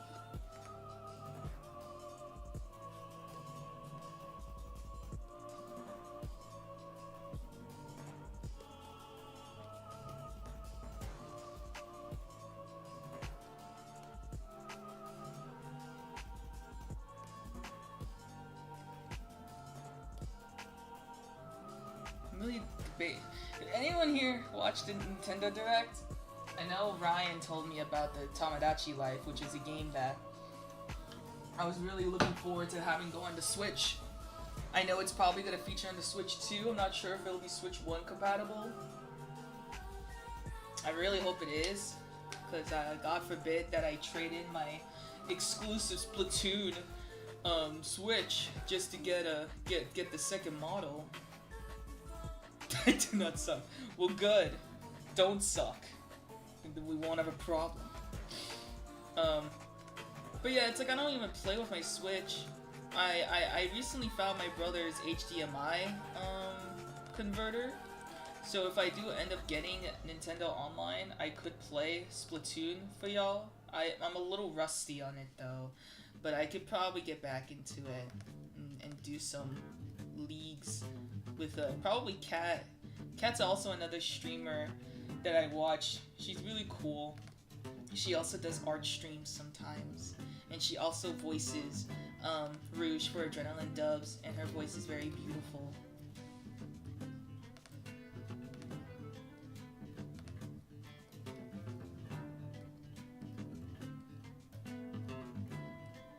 But yeah, Tomodachi Life. I have it for my DS. I have it for the DS, so I've played it on there. But like, imagine what the second one's gonna have. I feel like it's gonna have so much more.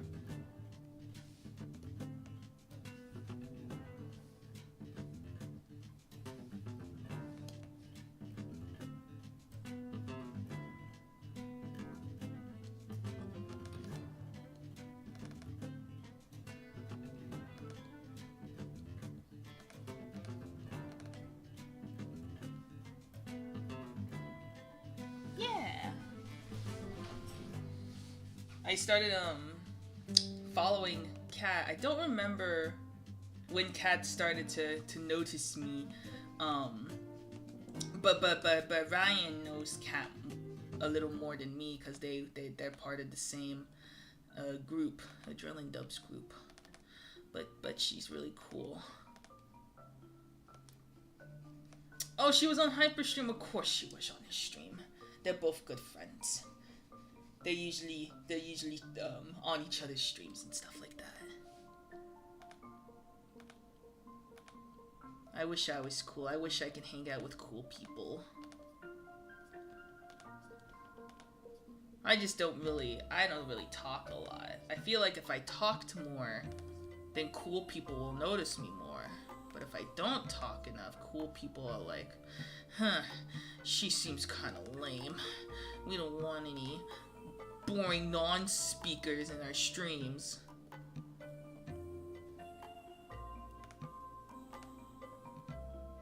Tis sad.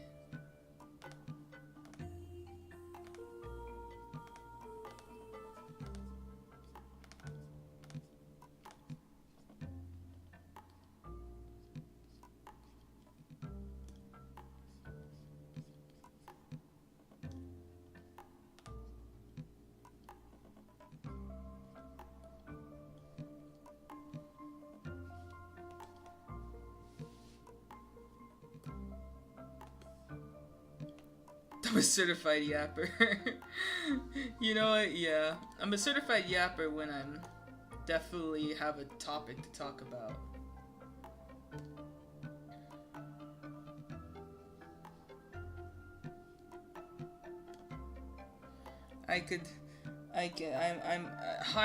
Hire me as your co-host, and I'll make sure to keep your chat entertained with my rants on OCs and infection AUs.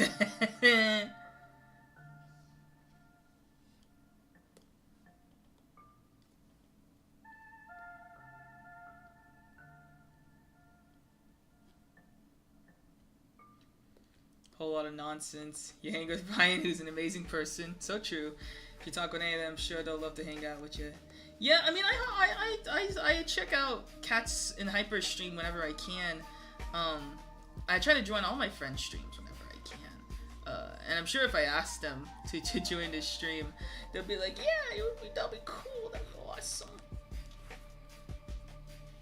I'm just nervous. I'm an anxious person. It's hard for me to like go into their DMs and just be like, yo, can I like join like your next streamy, or like can we like stream together? I would love to stream with you. Let's hang out. We could share the clout.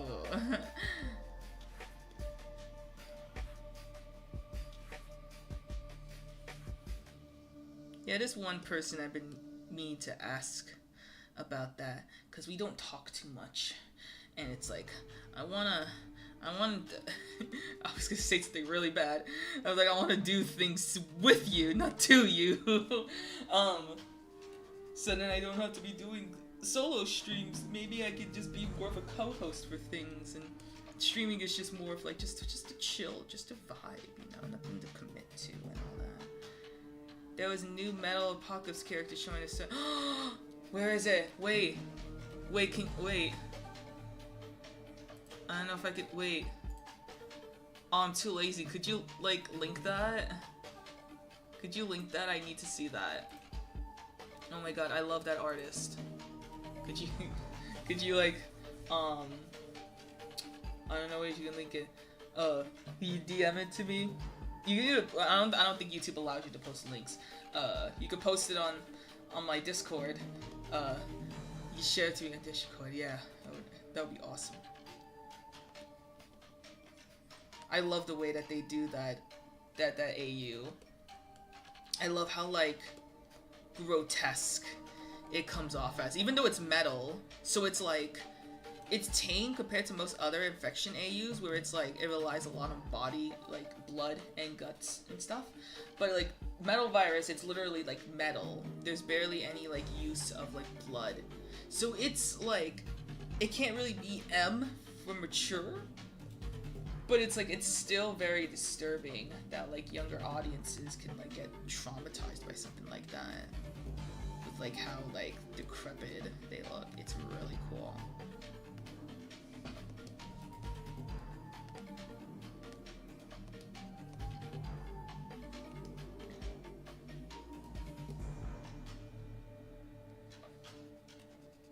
His hair looks a little out of place. I can't really explain it.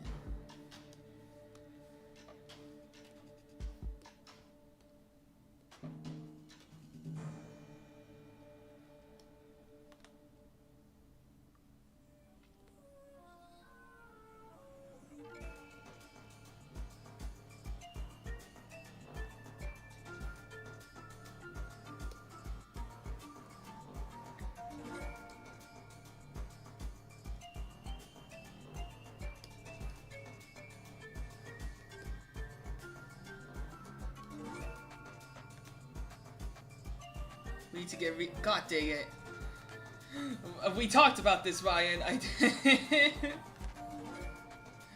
I know you're saving money. You know what? I feel like I've gotten enough commissions.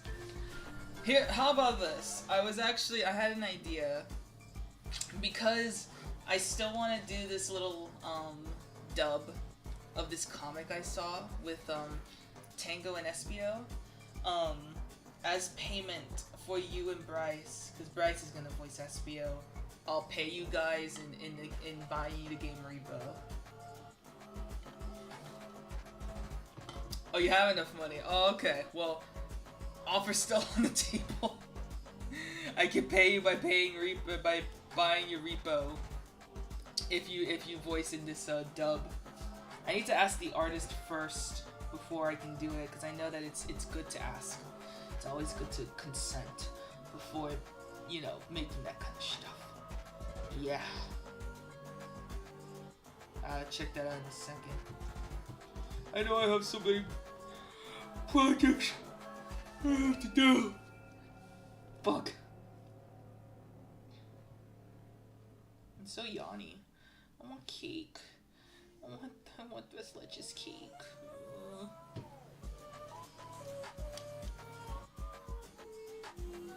Yeah, I've been doodling for about 2 hours. So I think I could do a quick break so I can get me a slice of cake. Oh, but my mom said that she hasn't finished it yet. She still needs to put the almonds and stuff. But it's like, I really want cake. But I could get ice cream too. So I can wait for her to put the cake together. The 2 in 1, so remember to swipe left. Right. You know, I'm gonna check this out real quick. One sec.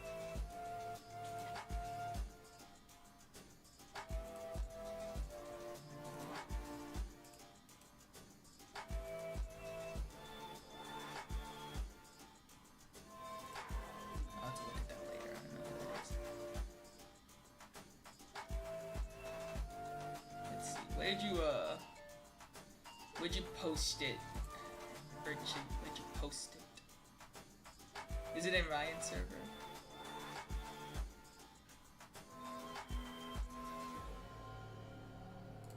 Because if so, I wouldn't know which chat to look at. Yeah, where'd you post it so I can look at it? Because I don't remember the artist.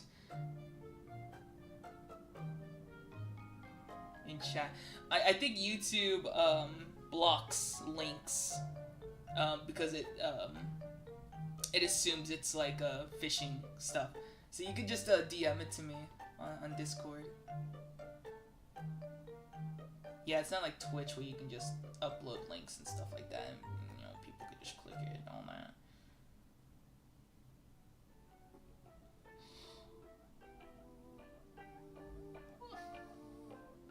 Yeah.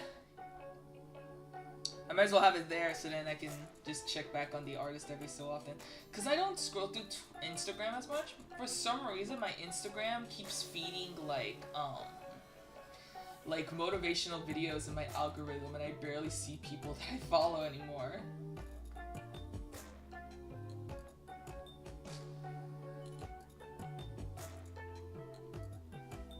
Ryan, I need your help. Should I?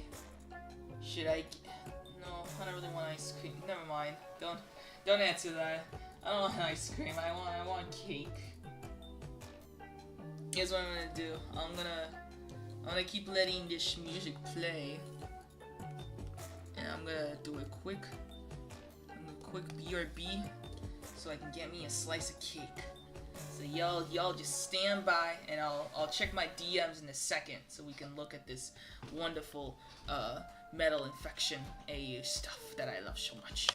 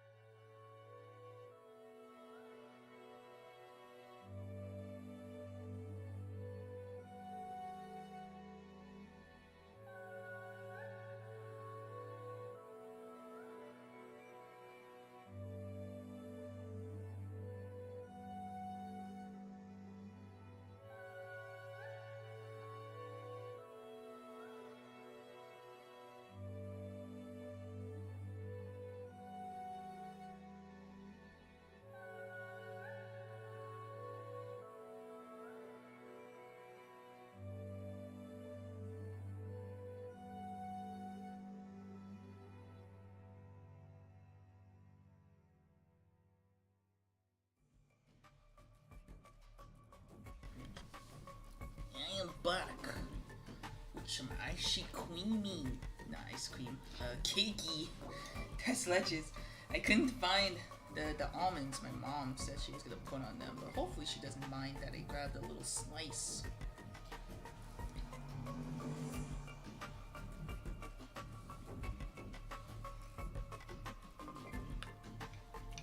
Check out just a second.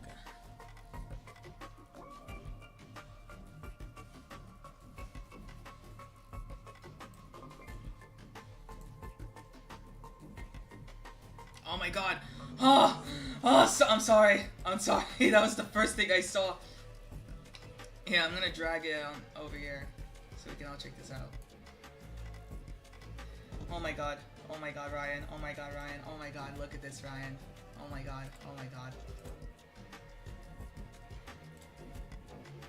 Look at this hot shot over here. Dang. Sorry, I don't usually get that excited seeing my boys when it comes to Mighty the Armadillo. You draw them like this, and I'm all for it. They're usually missing stat, which it fits because Mighty's always missing. Yeah. I'll make sure to swipe. Spotted a month ago with Ray and someone unknown with tails drone. He looked worried but didn't have a chance to contact. How are they alive?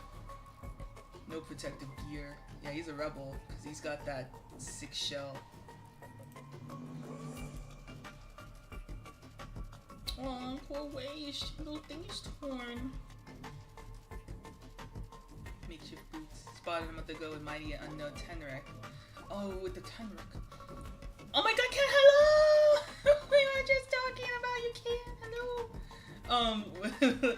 I'm eating some cake in the meantime while we look at this infection, this metal virus infection AU by the artist Felon and Anemoia.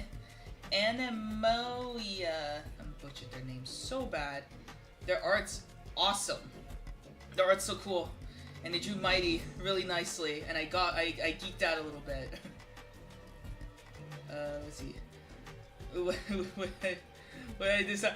No, I was talking about we were talking about Hyper was streaming, and then I mentioned that you also stream, and you were in Hyper stream, and I was like, oh yeah, like I've seen them like they go on each other's streams and stuff because they're cool and all that.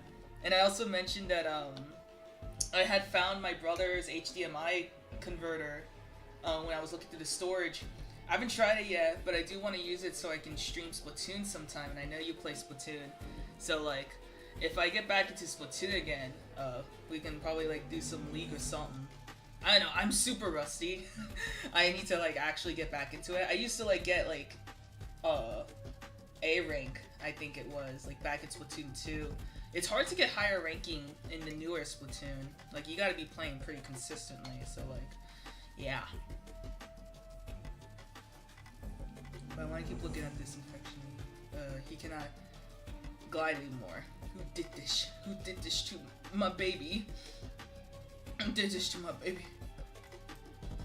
Okay, that's from Mighty and Ray. Let me see. Ooh!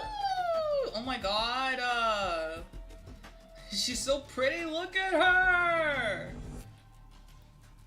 Oh, she's so beautiful! She has a gun, dude! She's kick ass.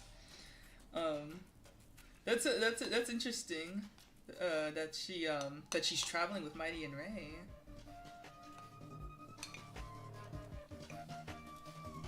Where's a kid though? Oh, that's a cute commission. Oh, it's an adoptable. That's a cute adoptable. Oh my god, yes, Queen energy. Ryan, I think you would really like this one. Ryan has a unicorn character that I think was also an adoptable, if I remember correctly, she doesn't use. But he has Queen energy too.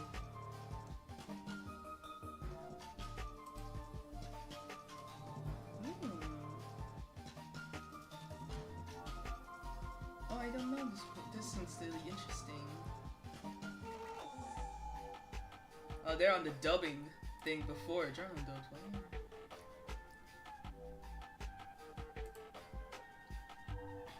Oh yeah, this band right here? Don't know what's the emblem on it. I don't know that emblem.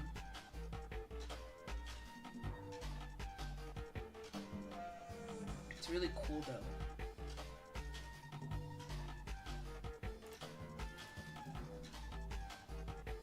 Let me see, have they posted anything else since then? These are some ones I've already seen. Look at babies. These babies are so cute. He's got like some chest going on right here. So like squeeze those. They look so squeezable. He's got little toe beads on his booties. He's so cute. I love Mighty so much. Oh, you got a comic one for this. That's cool.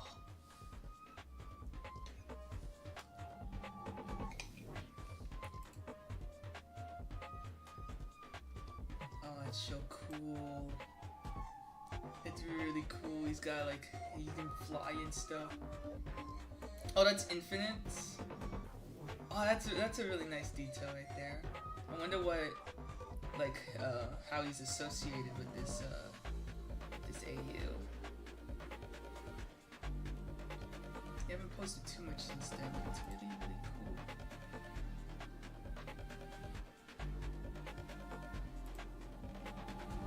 Adorable.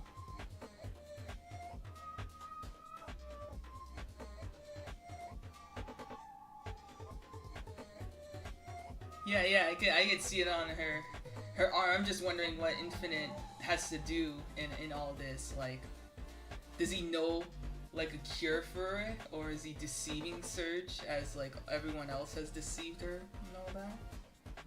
And where's Kit and all this? Where's the baby?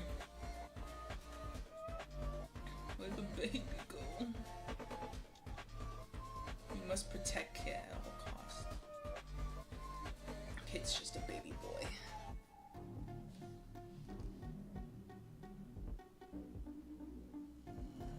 This series is really cool though, I really like it.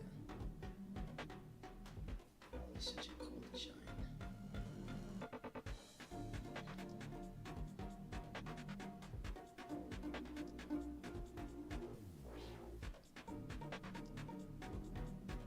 Fuck yeah, look at them. I like the pants. I just like to gawk at their art. They draw Sonic characters so good.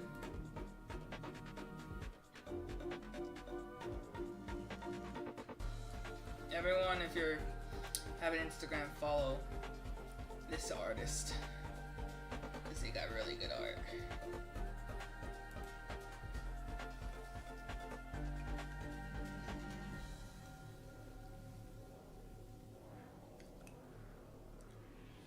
I'm gonna finish my cake.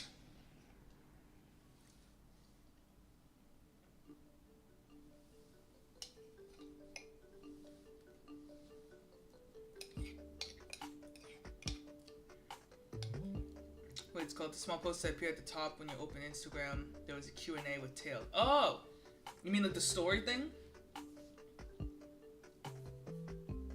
Let me see, hold on. I don't know if it shows up on,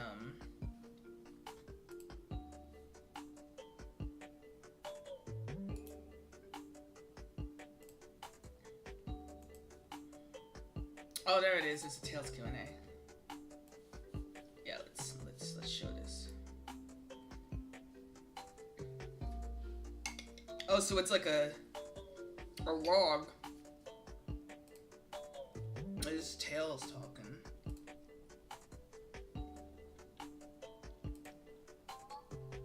It's okay on the south side edge of Green. I'm always be looking for him even when no one else is. Though I've constructed a new theory and try and light it. Of past events, I have a good feeling about this one. Just gotta go test it. He understands Spanish. I should take lessons. Sonic keeps making jokes in Spanish. Would be nice to understand what he's saying. How do you feel about Metal Sonic? He protects me when he's here. Listens. Oh, that's interesting.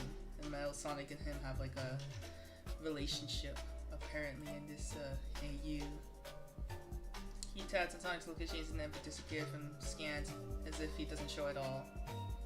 He built the tails during the match's speed. He's a little slower than before. How is it working with Eggman to find a cure? Everyone hates him for good reason too. He's still bad, at least he knows what he's doing. He's not afraid to get the job done by any means. Yeah, I mean, like, Eggman is the one that kind of started it, but he's gonna be the one to finish it. Understandable. He's a little too clingy. Maybe because he has Sonic's instincts. Take a nap. How long the virus has been going for? It's been more than 6 months, it feels longer. Do you know where the Chaos Emeralds are? We theorize that unless we have 2 or more, we can properly sustain super mode. It won't be enough to reverse it. It's a whole different theory, though. If you can't bring Sonic back, what if he's lost forever? That's not an option. Don't tell me lies. What happened to Sonic? He couldn't run it anymore. His spread became less and less effective. Yes, the rest at some point ran away one time, so I don't have to watch him turn. Which favorite flower? Forget-me-nots. Watch it. Man, they have so... Like, this is like, how many questions do we have here? We get to speed. So we have a Metal Sonic and Eggman. Do you remember Styx? It's the Master Emerald on Angel Island. Have you thought of traveling to another dimension? Other than that, we're reading the sky. Anything else? You did surveillance. What happened to the Chaos Emerald? Do you think there could be a cure? You feel annoyed and uncomfortable when Amy's around. So many questions. It's kind of interesting, like, this person, like, does, like, sort of, like, their own interpretation of Tales, and this is a Q&A and stuff like that. And from his interpretation. It doesn't seem like they asked too many questions about, like, the AU itself, but more, like, speaking as if, like, the character, like, exists in, like, IRL. And then more being like, yo, how's it going, you know? How's it been?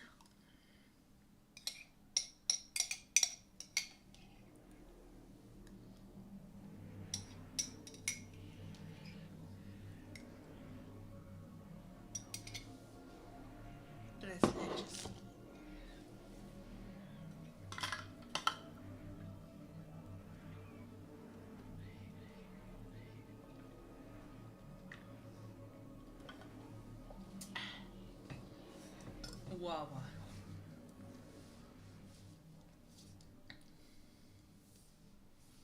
Yeah, that art's so cool.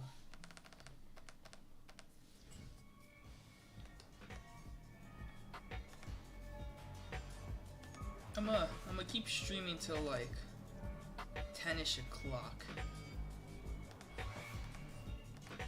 so I can rest my social battery.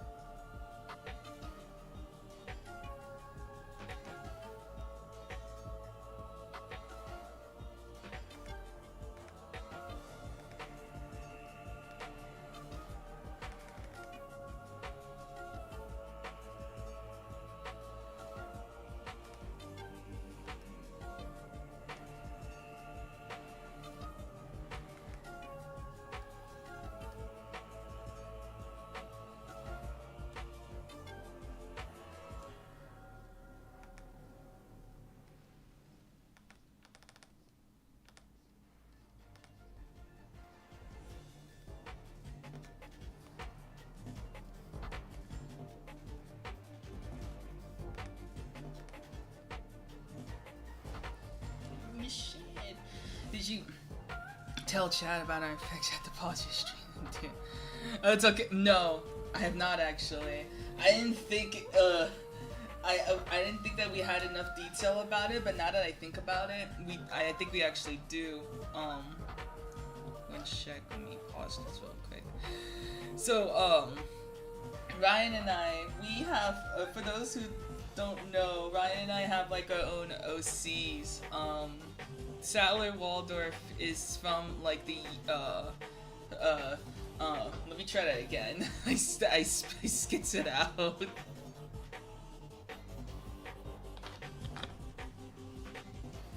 Let me collect my brain. Cause me tired.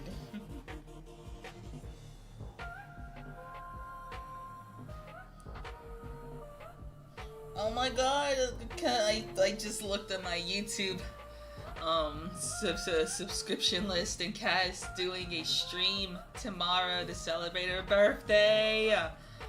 Everyone, go look up Kat a list on YouTube and make sure to check out her stream tomorrow if you're free. I need to see what she's gonna do then. What am I doing tomorrow? I was gonna go to the mall and try and sell some books for a little bit of cash. That was what I was gonna do. Maybe check out round 1. So I won't be super busy tomorrow. I can check it out. I can have it playing because I have YouTube Premium. I can have it just playing as well, so I can listen in. That'll be cool. 1 second. I'm trying to find something.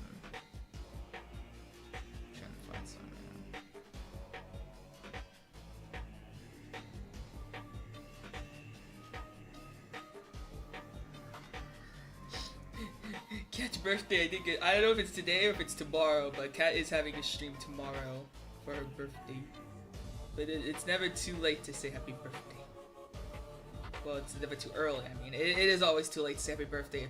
If you miss someone's birthday, then you can go fuck you. I guess you could say that. It like, I was gonna give context right now, but I'm trying to find something on my phone real quick.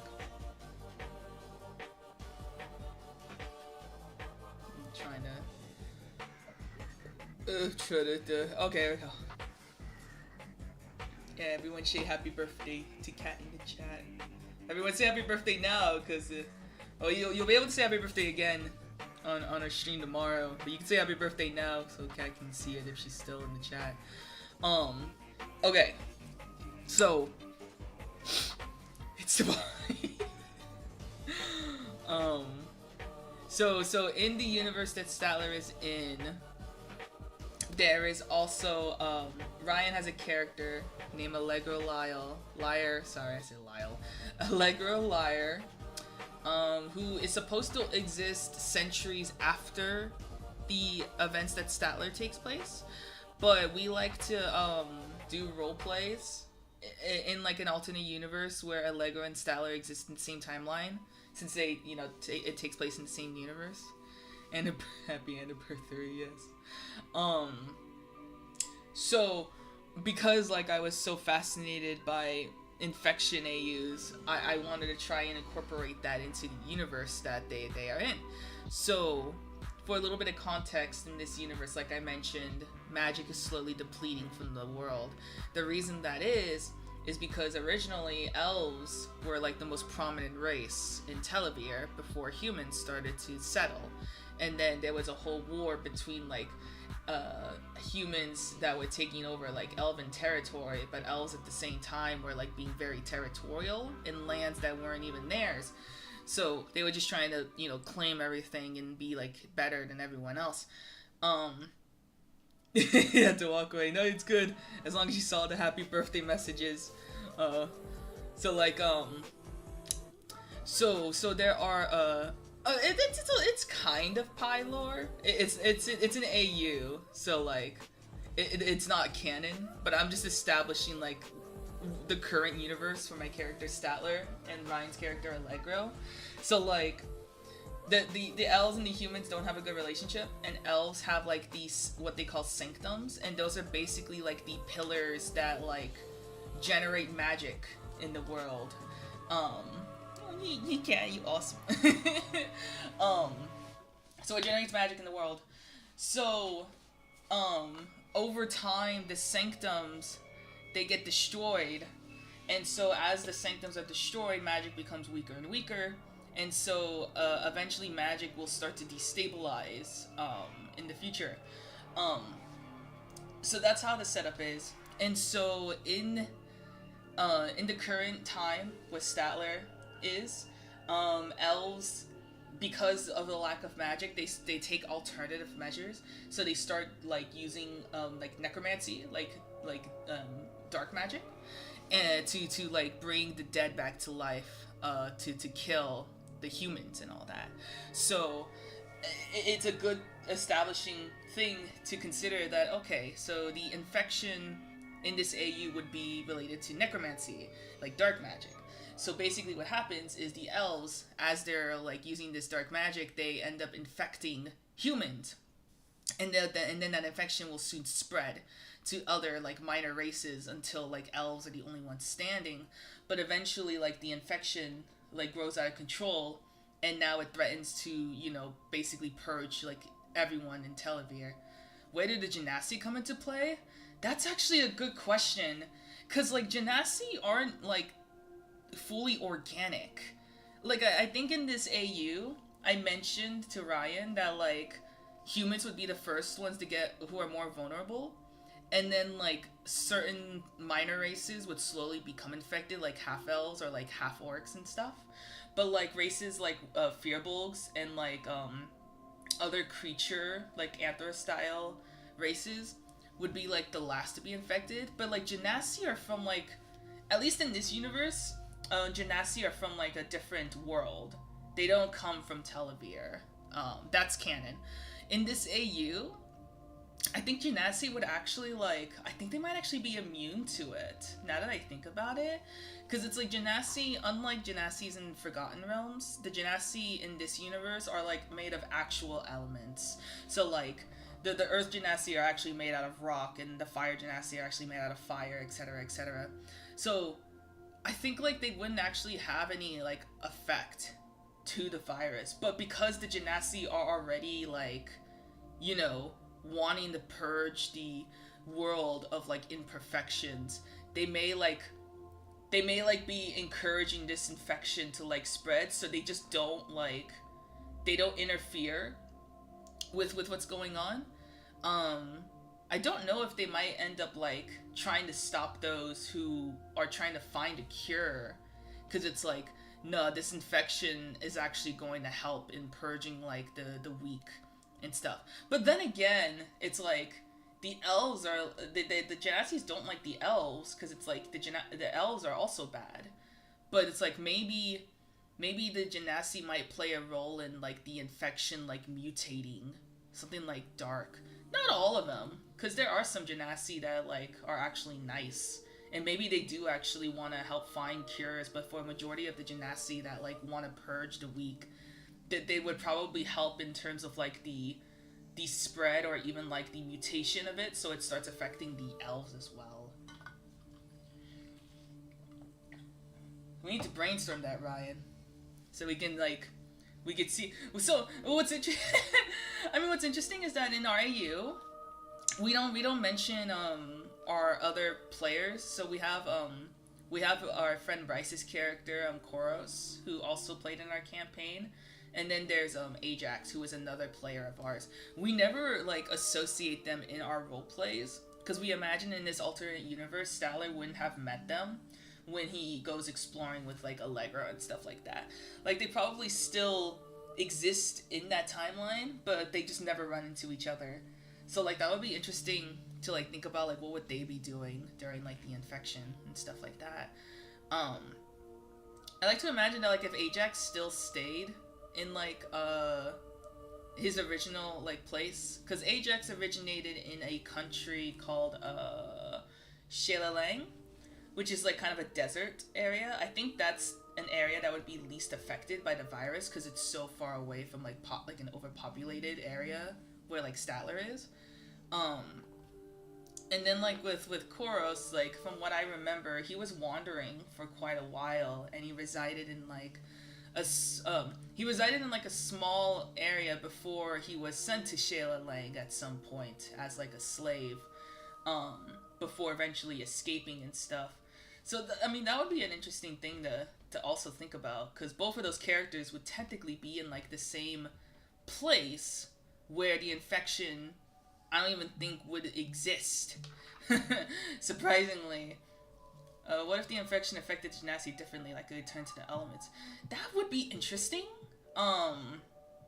Like the Genasi, if they get infected, would affect them in a different way.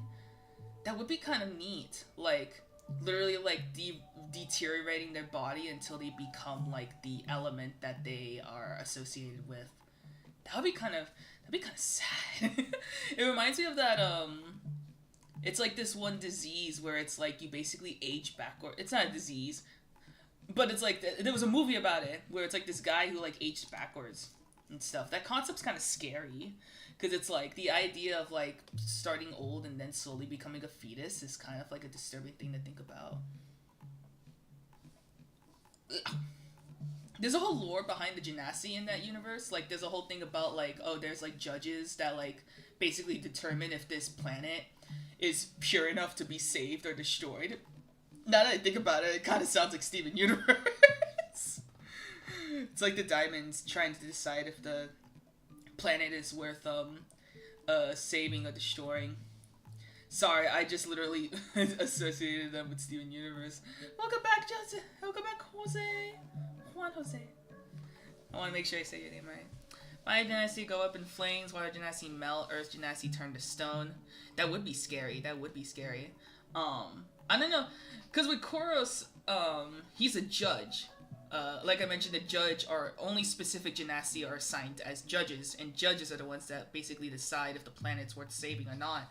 So like, I'm wondering if like, if it infects Koros the same way as other Genasis, like where they deteriorate based off of their element like that, if he deteriorates in like kind of a different way, because like judges, they like, a Genasi apparently like bleed, like, but they bleed differently from like people, and so I like to imagine that like, as like this infection gets to like its final stage, like it just leaves like sort of like a muck of like kind of like this black blood ooze, and would just leave nothing left but like the like the stone parts of him and stuff like that.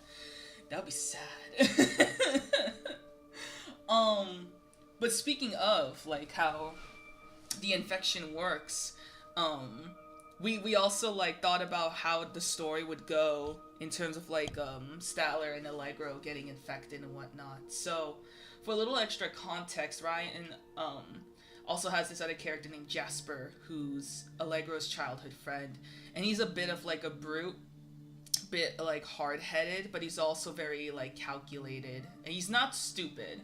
He knows what's going on, but he could just be he could be pretty short-tempered. His car his chorus role like Omni-Man.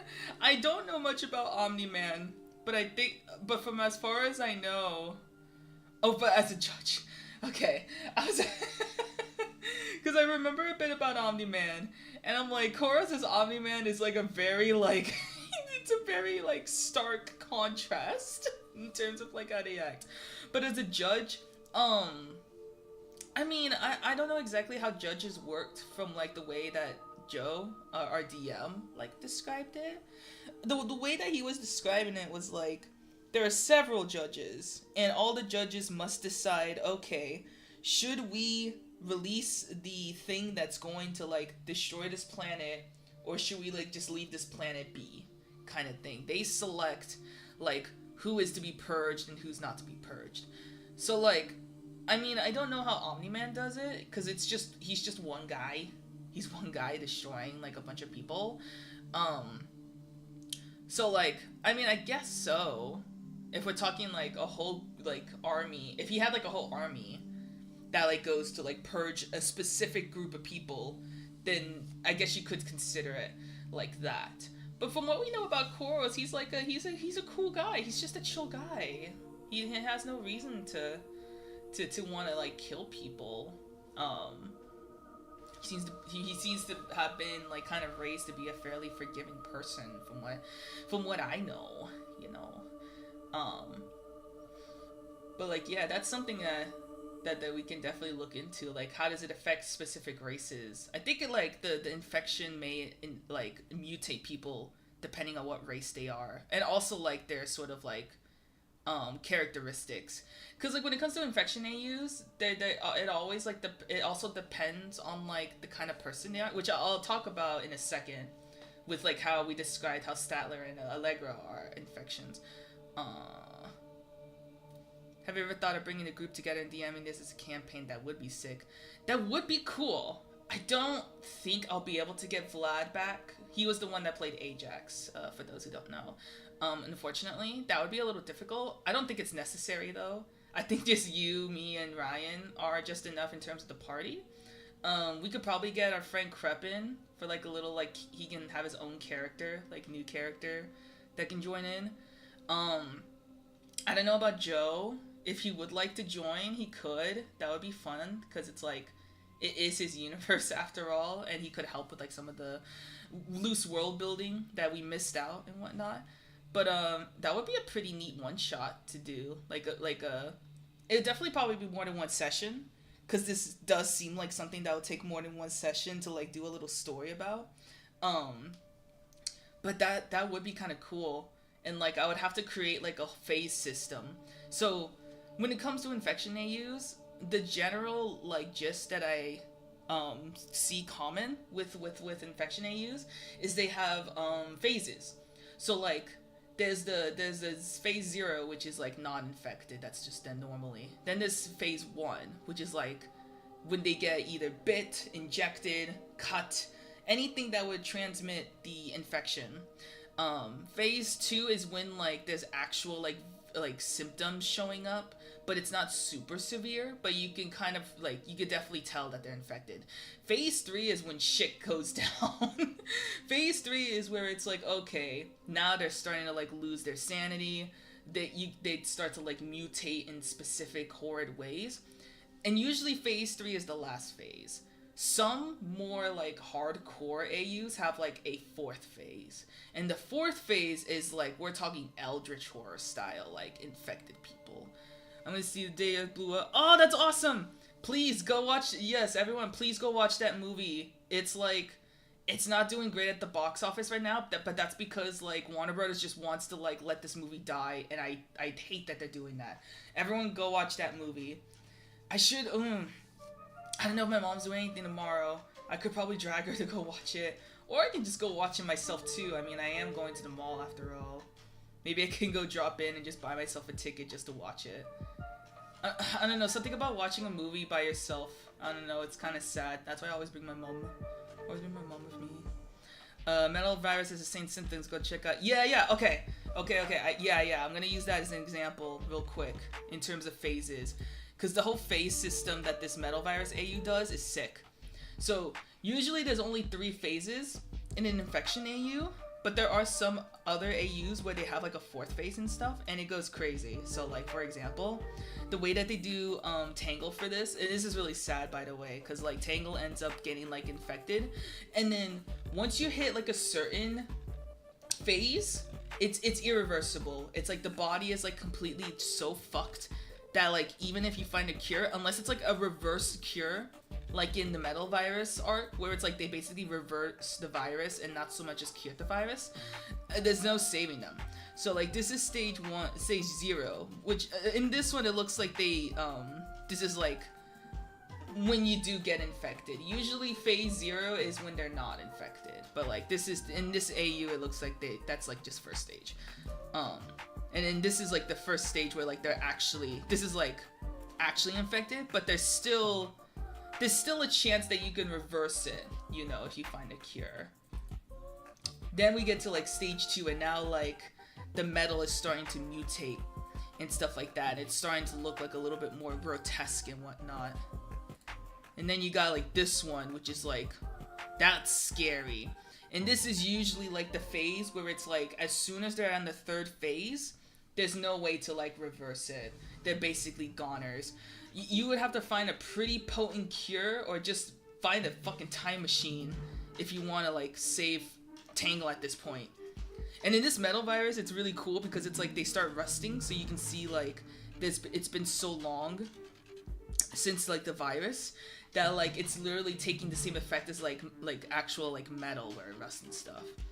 And this starts getting crazy, so like there's a stage 4 in this one where like they're like basically animalistic, and like the metal is like meshing with the rest of their bodies. So at this point it's like no, they're like goner. Like you might as well just end them at that point. There's no way. And then there's this phase which is like really like, oh my god.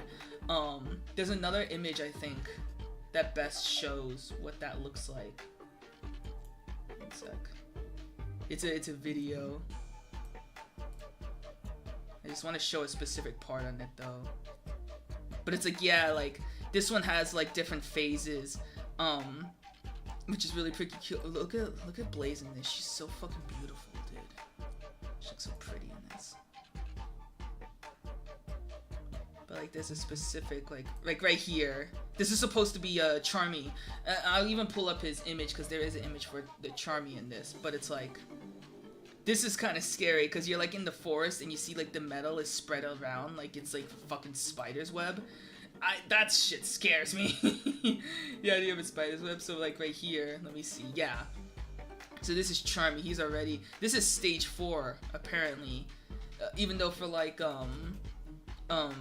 Tangle, stage 5 is when she starts showing like these like kind of webbish sort of things. But yeah, no, it's pretty crazy. And this is Vectors. It's so spooky. It's so bloody and shit like that. It's scary. Yeah, but like in most infection AUs, there's like 3 phases. But you can exceed 3 phases if you really want to go more body horror-esque. So, in this AU, getting back to our AU idea. So in this AU, so we had an idea of like how our characters would end up if they got infected. So like for Ryan's character Allegro, she introduced the idea of like spores and stuff that like fungus do in order to transmit like pollen and all that. So Allegro, his character, he's a bard, so he's associated with like singing and using a lute to create magic and stuff like that.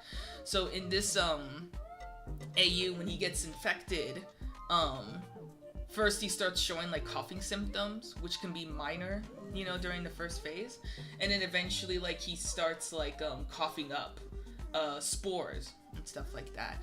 And I like to imagine that like also like black bile gets associated with this infection because it's necromancy, and so most of the time when it comes to necromancy stuff, you kind of think of like that black oozy shit that looks really creepy.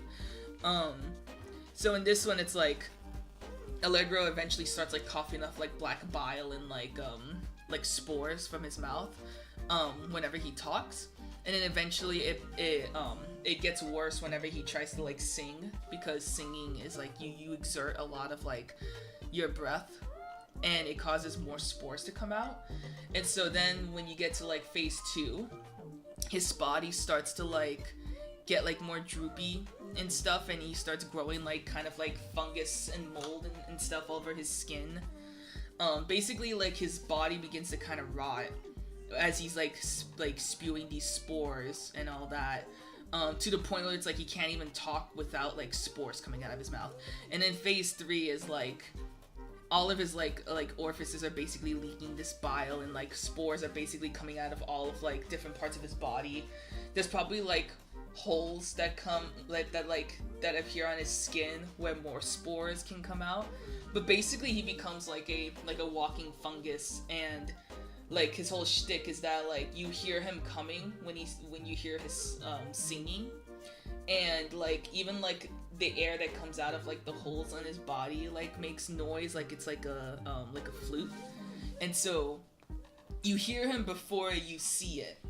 And so like when you hear him, you start to also notice spores that spread around the air, and if you end up inhaling these spores, then you end up getting infected as it like enters through your lungs. And yeah, that kind of concept seems pretty scary in my opinion. But that's like if Allegro gets infected, like all the way. Once you reach that kind of like third-ish stage, it's basically like your body will be so damaged that even if you do find a cure, it's gonna cause like irreversible damage to the body. So like Ryan even said that like if it gets to like stage 2 and they end up finding a cure, his throat would probably be so fucked that he can't even like talk anymore, which would be very sad because like singing is kind of like part of his whole like making music besides playing the lute, but even still that would be very sad. Anyway.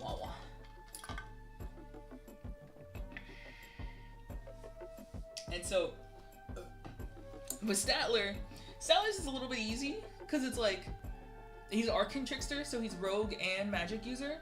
I didn't know exactly how to incorporate the magic part in him, but I know like when I thought of like rogue, I thought of like Hunter from Left 4 Dead, and you can take a lot of inspiration from Left 4 Dead, honestly, because like all the different like zombie types are like so spread out that like you might as well just associate a lot of infection styles with those kinds of like characters. So like for Statler, I imagine he's also a very emotional person, so I thought I would just kind of play that in his infection style. So like for Statler, phase 1 would start with him like constantly like having water perspirate from his eyes. Not because of like crying and stuff, but the fact that like his eyes like just start getting watery, so he gets dehydrated faster, and it's really hard for him to like stop like the tears coming from his eyes. Eventually when it gets to like phase 2, you start to see like grayness in the skin. He loses the ability to eat, so his body gets like more like shriveled up and stuff like that. And he becomes a bit more like sunlight starts to like kind of hurt his skin. As with the I think in general necromancy, like sunlight is probably like one of their weaknesses and whatnot. But like yeah, Statler starts to become more self-conscious. He loses the ability to like want to eat. Like water is constantly coming out of his eyes until eventually it's like it starts to get replaced with that black bile stuff as he kind of like loses all the hydration in his body. And then like during like phase 3 is when he becomes a lot more like animalistic and stuff like that. He's one of those more passive infected, I like to imagine, where he doesn't actively like hunt, I guess I would say. But it's like you would have to aggro him for him to like attack you, is like how I like to imagine. Maybe it's a different way as well. If it could be like that, or it could also be like after some points he loses the ability to like eat normal food and just has like the need to eat like flesh or like dead flesh specifically. So he has to like actually like kill his victims before like he can actually devour them and whatnot. That would be kind of that would be a little more scary. So it's like he's more of like a lurker sort of thing where he's practically like hones in his animal instinct and will like he has to like hunt other like humans and stuff in order to survive. Yeah, that would be cool. Allegra's friend Jasper, he's basically the tank. Is how I described his I dropped my pen. Is how I described how his infection would work. The way I described it though, I thought was like pretty like gnarly. So like first phase, he starts to like get more impulsive, more hot-headed, and you start to notice like an increase in his muscle growth.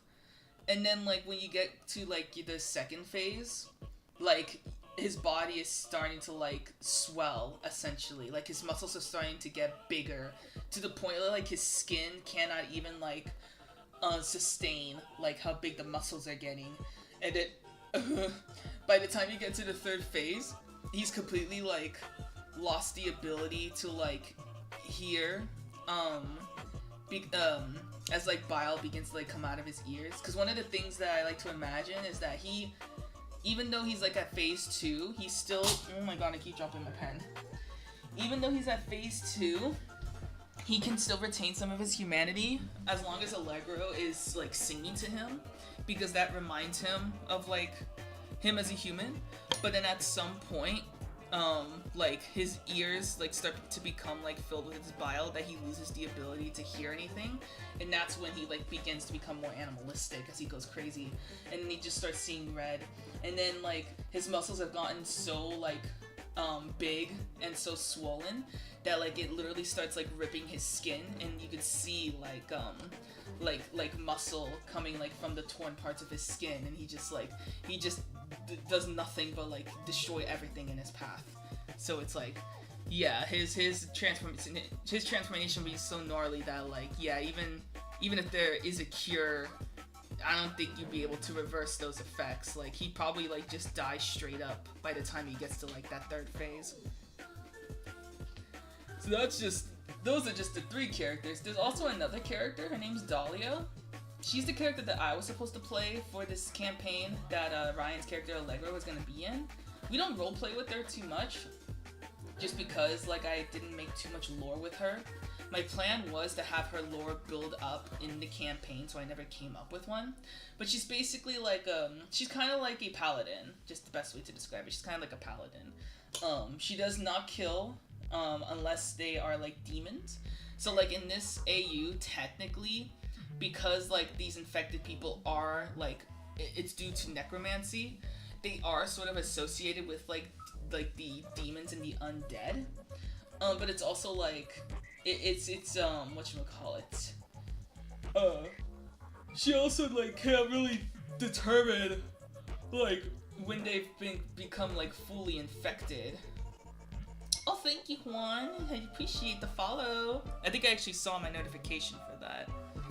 I don't post too much on Instagram, but I will most certainly try. What I usually do is I only post partial pics on Instagram, but I mostly post on Blue Sky, because Instagram has this whole like AI thing. It feeds like your images to like their algorithm, and I don't really vibe with that. So I just kind of avoid posting the full image on Instagram, but I do still try and do updates on there. I do really appreciate it. What was I saying? Yeah, so Dahlia is a Firbolg character that I really wanted to play, but we didn't end up doing the campaign. And so because she's a Firbolg, it's basically, Firbolgs are like part human, part giant. So the fact that she has giant descent makes her like pretty immune to the virus, but eventually like the virus will become like so intense that it'll eventually infect her. And I haven't really thought like how she would get like mutated if she were infected, like specifically with giants. That would be an interesting one. I still need to think about that one. Because I didn't even think, because I don't imagine that she would even be like to that point where that could happen, just because of how slow the virus would mutate to start infecting Firbolgs, if it even would infect Firbolgs. So yeah, I think infection AUs are cool. I understand that like when it comes to like the My Little Pony infections, they're really fucked up, and it's like, this is a kid's show. Why are you doing this? But I think they're neat. So like, I don't like to ruin people's fun.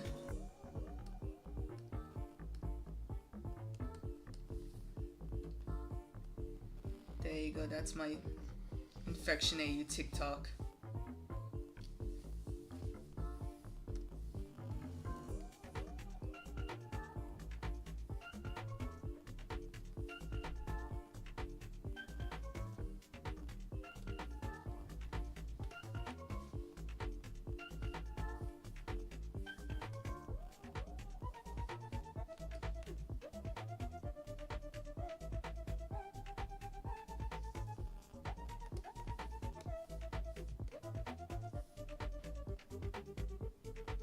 Yeah, it's pretty cool.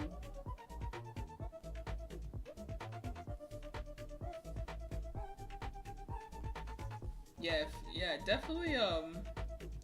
If you got like your own little universe and stuff, give it an infection AU and see how your universe would exist if there was an infection. Because definitely a lot of environments and stuff would change when you introduce the idea of an infection in that world.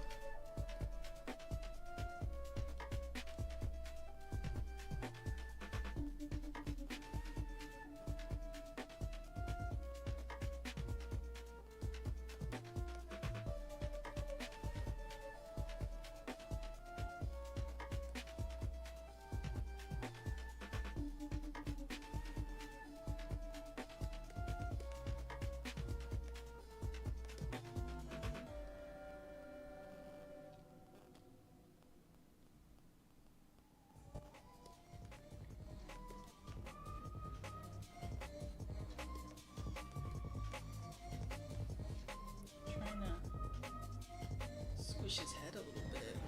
Feels too tall.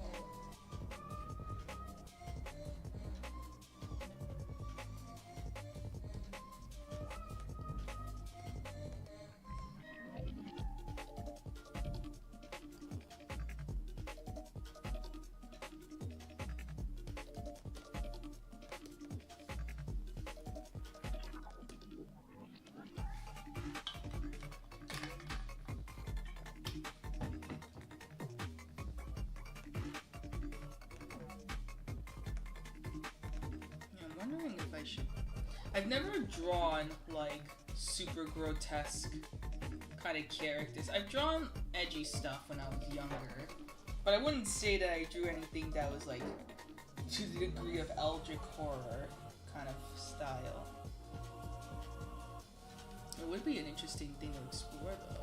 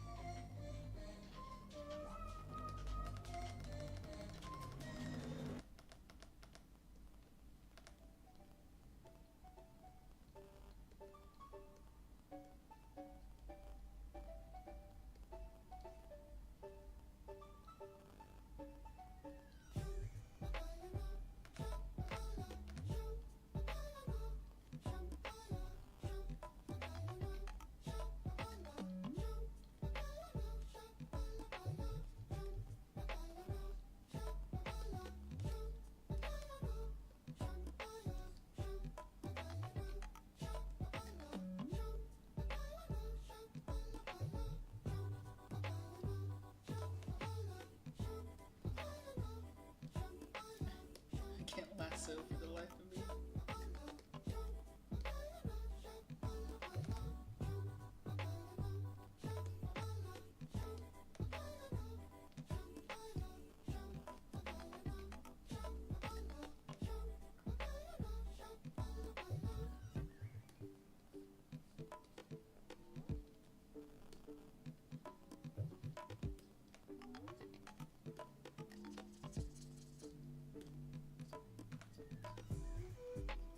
I wonder if I busted my nib when I dropped it the second time.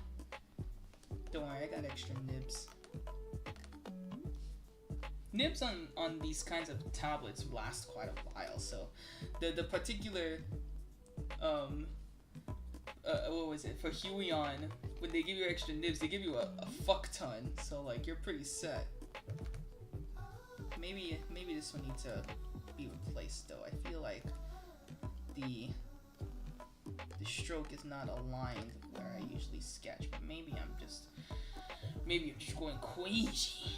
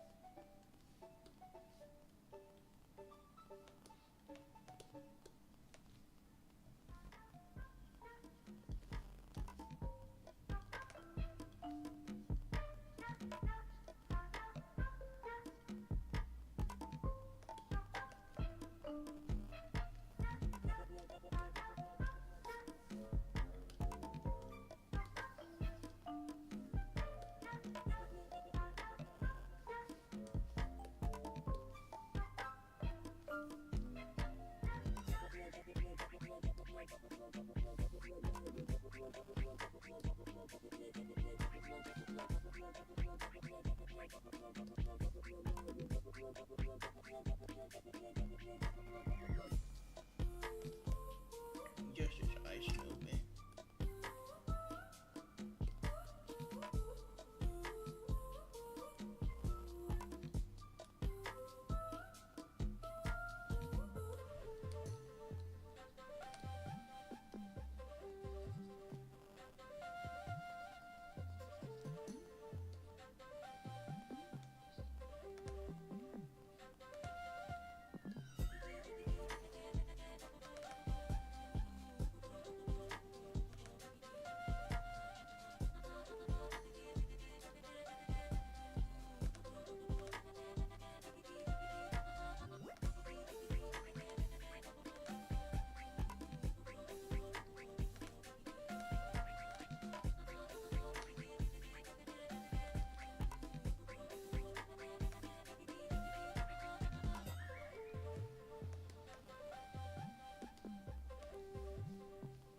Achieve progress.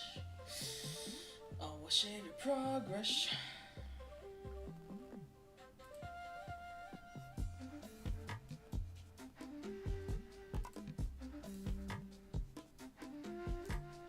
If his head's too big.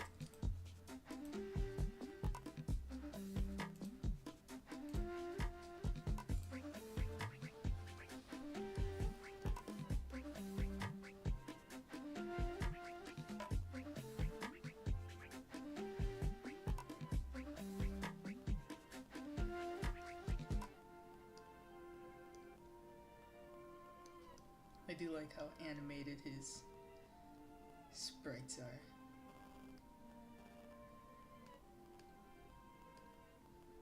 The thing about stylish sprites is that they have to be fairly expressive. The other sprites are a bit more neutral, excluding like maybe Paul. Because Paul's design is supposed to be very cartoony. So he's like probably higher up there in terms of exaggerated expressions, and style is a close second. Santiago would probably be third, just because he's the more bombastic type, but still retains more realistic proportions. Willow is he's fairly neutral. A lot of his sprites are the same kind of pose, except when his demon form takes over, which was referred to as Conqueror. That's his demon's name. Whenever like Conqueror is in control, his expressions become a bit more like exaggerated. And then Daniel's would be probably like the lowest on there, because he doesn't really express a lot of emotion. He's an angry boy. He get angry. That's about it. Anyway, I did not get too many sprites. That I think I only did like 2 sprites. I think I only finished 2 sprites this stream. But that's because I had so much fun talking about my OCs. And I'm so glad that I can have it recorded. So anytime that I need a reminder of what I said about like my characters, I can always just look back at this stream. And you guys can always reference it as well, now that I've publicized it a little bit more. If you follow my Blue Sky, I hope to post more about this project when I have more to show. Maybe I could feature a couple of sprites. Maybe I can do a little whatchamacallit. Maybe I should do more comics, like little quick comics, because I do have the audio for at least Statler, for Daniel, for Paul. I still need it for Santiago and Willow, but I can make stuff with just those 3 characters. And yeah, I can make little things like that, so y'all can like get to know about these characters before like I actually make this series. I really hope y'all enjoy that when that comes out eventually. But I think I am going to be wrapping this stream tonight, where I'm at like 10:21. But I know that it's gonna take a while for me to work on another sprite. And my little social battery is getting a little dry. But I think we've had fun. We had fun tonight, guys. I really appreciate y'all joining. I do notice that people tend to join a little later during the night. So like, I guess 7 o'clock is fine, cause like it helps me warm up a little bit. And then eventually, like once 8 o'clock reaches 8 o'clock, it seems like more people actually join the stream and stuff like that. Will I be doing another stream next week? I'm not sure. Depends on my mood. What is going on next? I think I might actually be a little bit busy next week.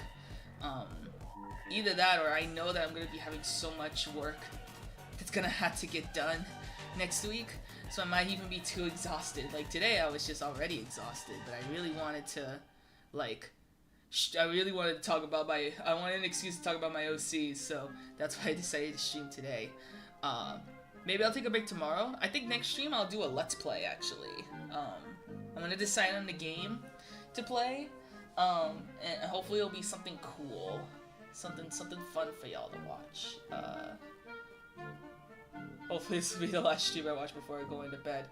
I don't know if there's anyone else streaming right now, at least not when I watch. I usually watch Fiznom, but he tends to stream like in the mornings for his streams because he lives in Chile. So I would usually suggest him for live streaming, but he does like kind of like morning streams at least here where I live. It's later where he's at. But his streams are funny. He has funny streams. But anyway, thank you again for joining the stream. I hope to see y'all next stream I have. I'll pick a good game to play. I'm a bit of a gamer. Maybe we'll do something Sonic related. I do have a couple of Sonic games that I can definitely try. And that'll be a lot of fun. Thanks again.